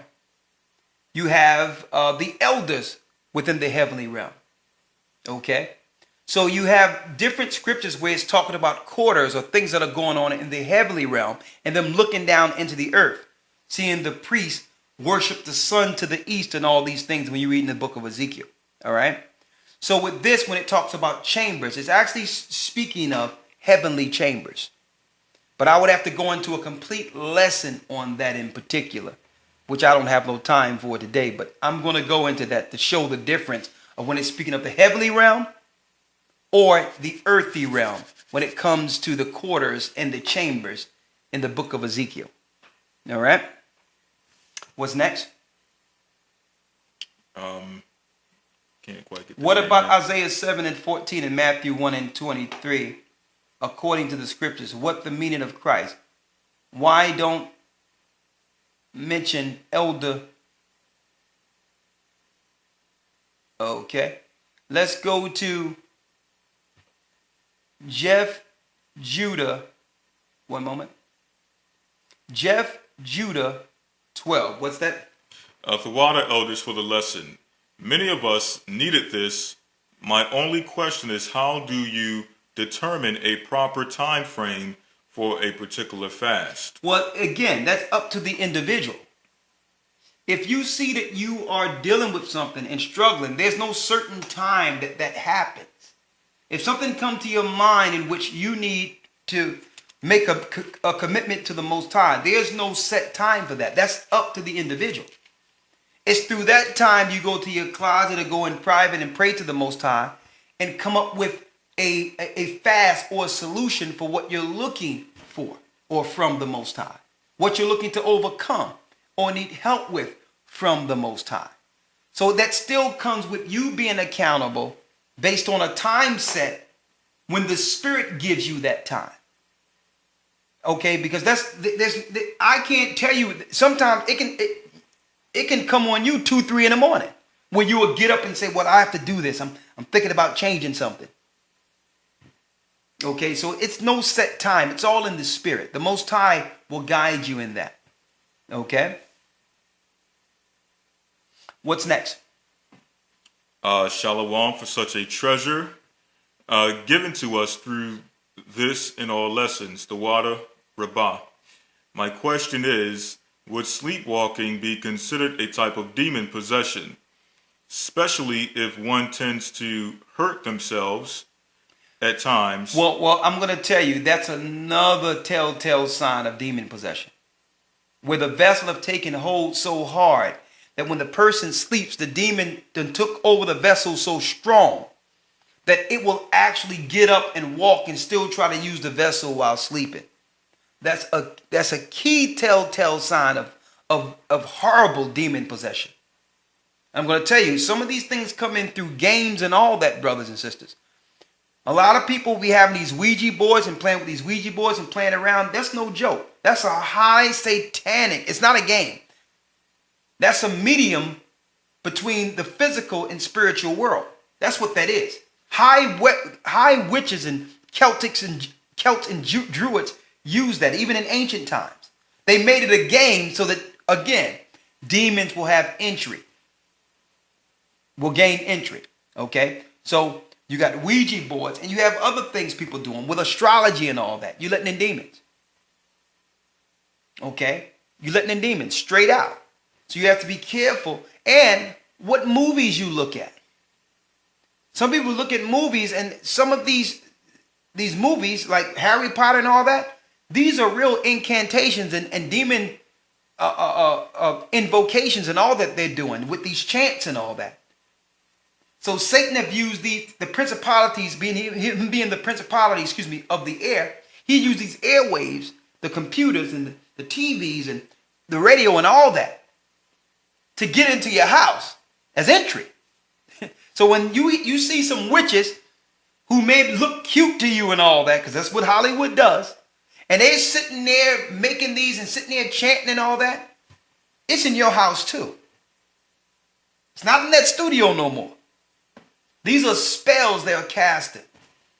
So you have to know that, okay, I can't be looking at these movies with all this blood and destruction and satanic incantations and all these things. You have to be very careful, because they come in, and now you're not alone when you turn off your TV. Okay?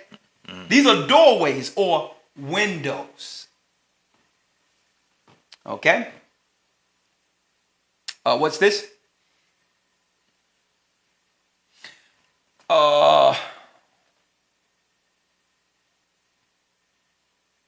Someone says, what's that? Nija Nisbet. It says, my fellow Benjamites, we are waking up. Yes, all praises be to a higher.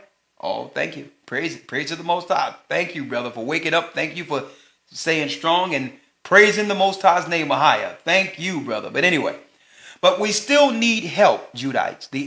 The Lesser Antilles are being ruined by Christian theology, not the doctrine of the Bible, but in all great lesson today, we need more of this in the Antilles, opposed to a watered down doctrine of Christianity. We're coming. Okay? If it be the Most High's will. Holland Paran. This was a lesson that I needed to hear. I almost missed it. The water elders. All praises to the Most High. I was asked to break down 1 Corinthians 7, 18, and 19, and I couldn't. Could you clear this up for me? Thank you again, elders. 1 Corinthians 7, 18, and 19.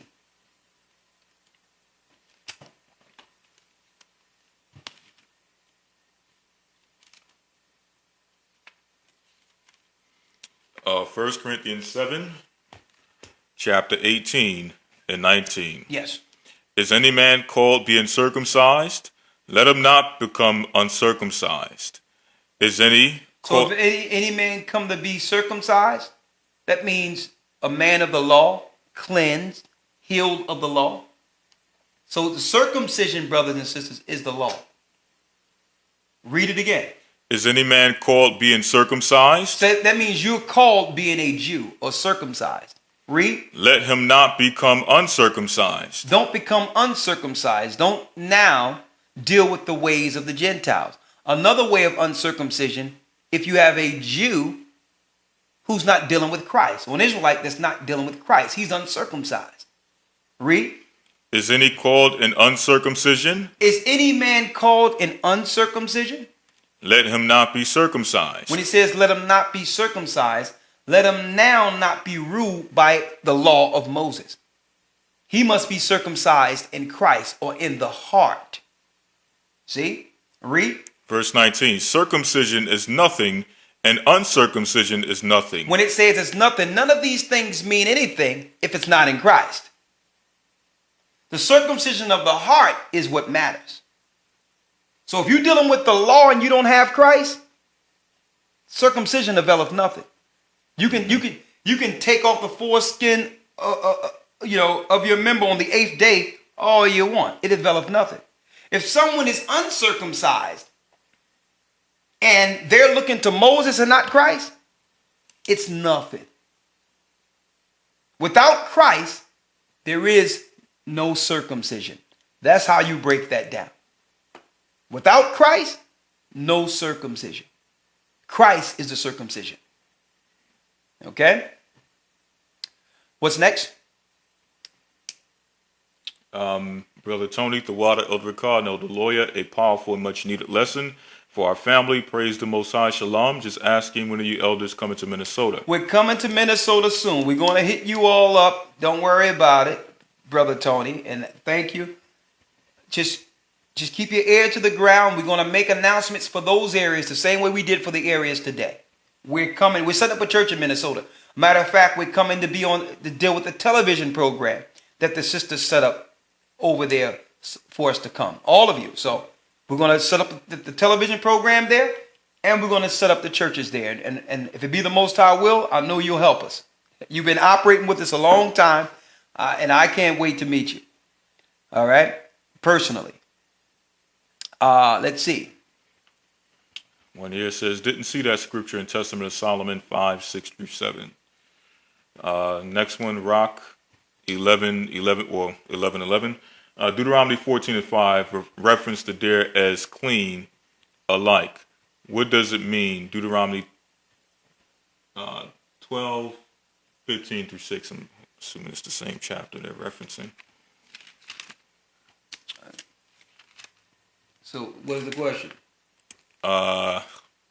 Deuteronomy 14:5 reference the deer as clean alike. What does it mean in, I'm assuming this is verses 12:15 through 16. It's the same chapter 12, 15 to 16? That's what I'm assuming. Okay.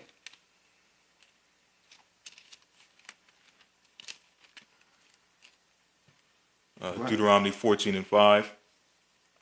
The hart and the roebuck and the fallow deer and the wild goat and the pygarg and the wild ox and the chamois, and every beast that parteth the hoof and cleaveth the cleft into two claws and cheweth the cud among the beasts, that shall ye eat. Okay. Jumping down to verse 12.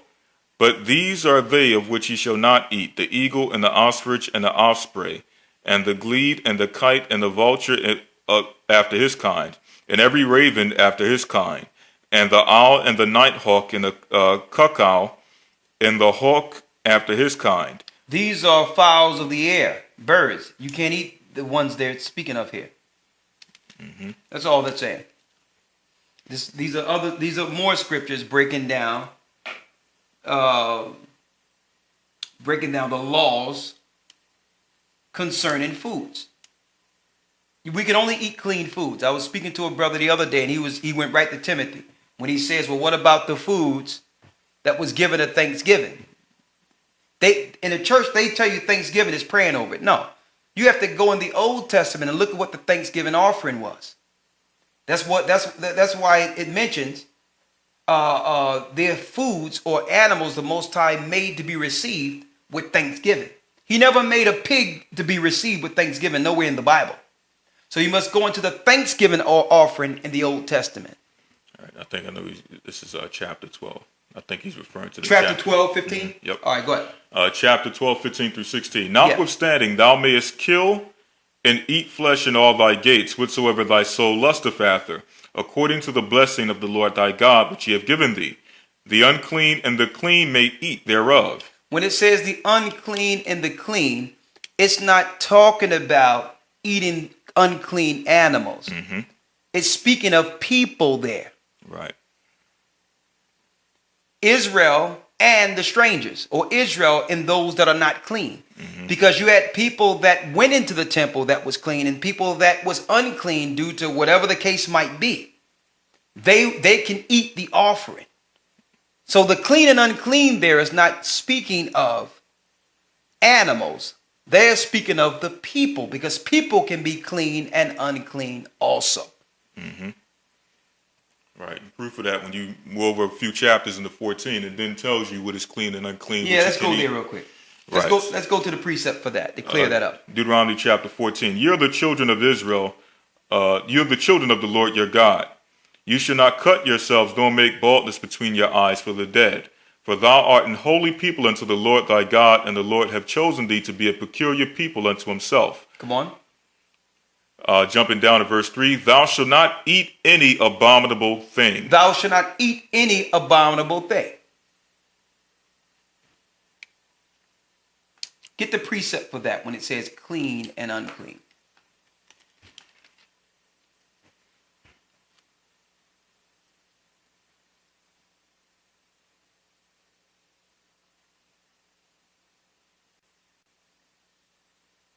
One moment. Let me get that real quick. Mm-hmm. Let's get Deuteronomy 15 and 22. That's the precept for it.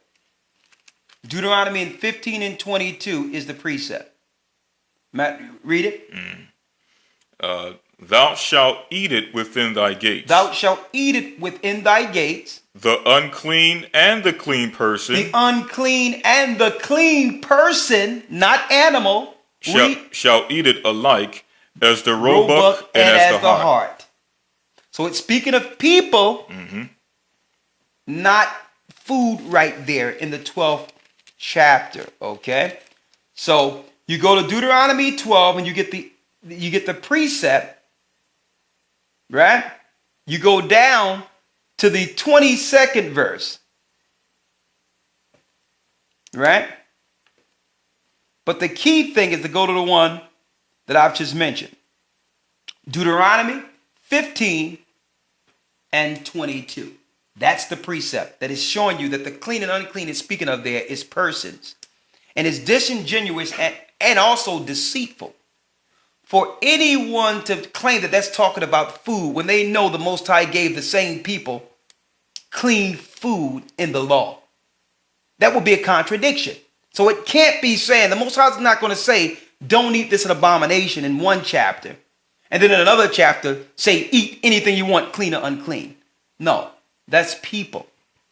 Like when someone has blood coming out of their hand or has a cut, you are unclean. You couldn't go into the temple because why? You have an issue coming out of your hand. So they can eat the food, whether you are clean and whole or unclean. If a woman is on a cycle or something, she can still eat the food. That's all that's talking about, because that's her uncleanness, but she can still eat the clean food. All right? All right. With that, bless you. We're going to see you all in the academy tomorrow. Kwam Yesha Allah Raz Israel. And we're going to be ready to speak. We're going to be speaking. And guess what? We're going to have a brand new way of bringing the truth out on the streets. And it's going to be a great thing. The Most High showed us a way to do it. That's going to be very, very, as far as listening and viewer friendly. It's going to be more engaging, opposed to how we used to go on the streets. It's going to be high level teachings out there on the street amongst our people and warning our people from what's to come right before this election. So we'll be out there telling people what's going on, and we hope that you will share in with us. All right. Bless you. Have a blessed Sabbath, and we'll see you in the academy tomorrow. And if you're interested in coming into the academy, gathering as one, the number one at AOL.com. Shalom. Shalom.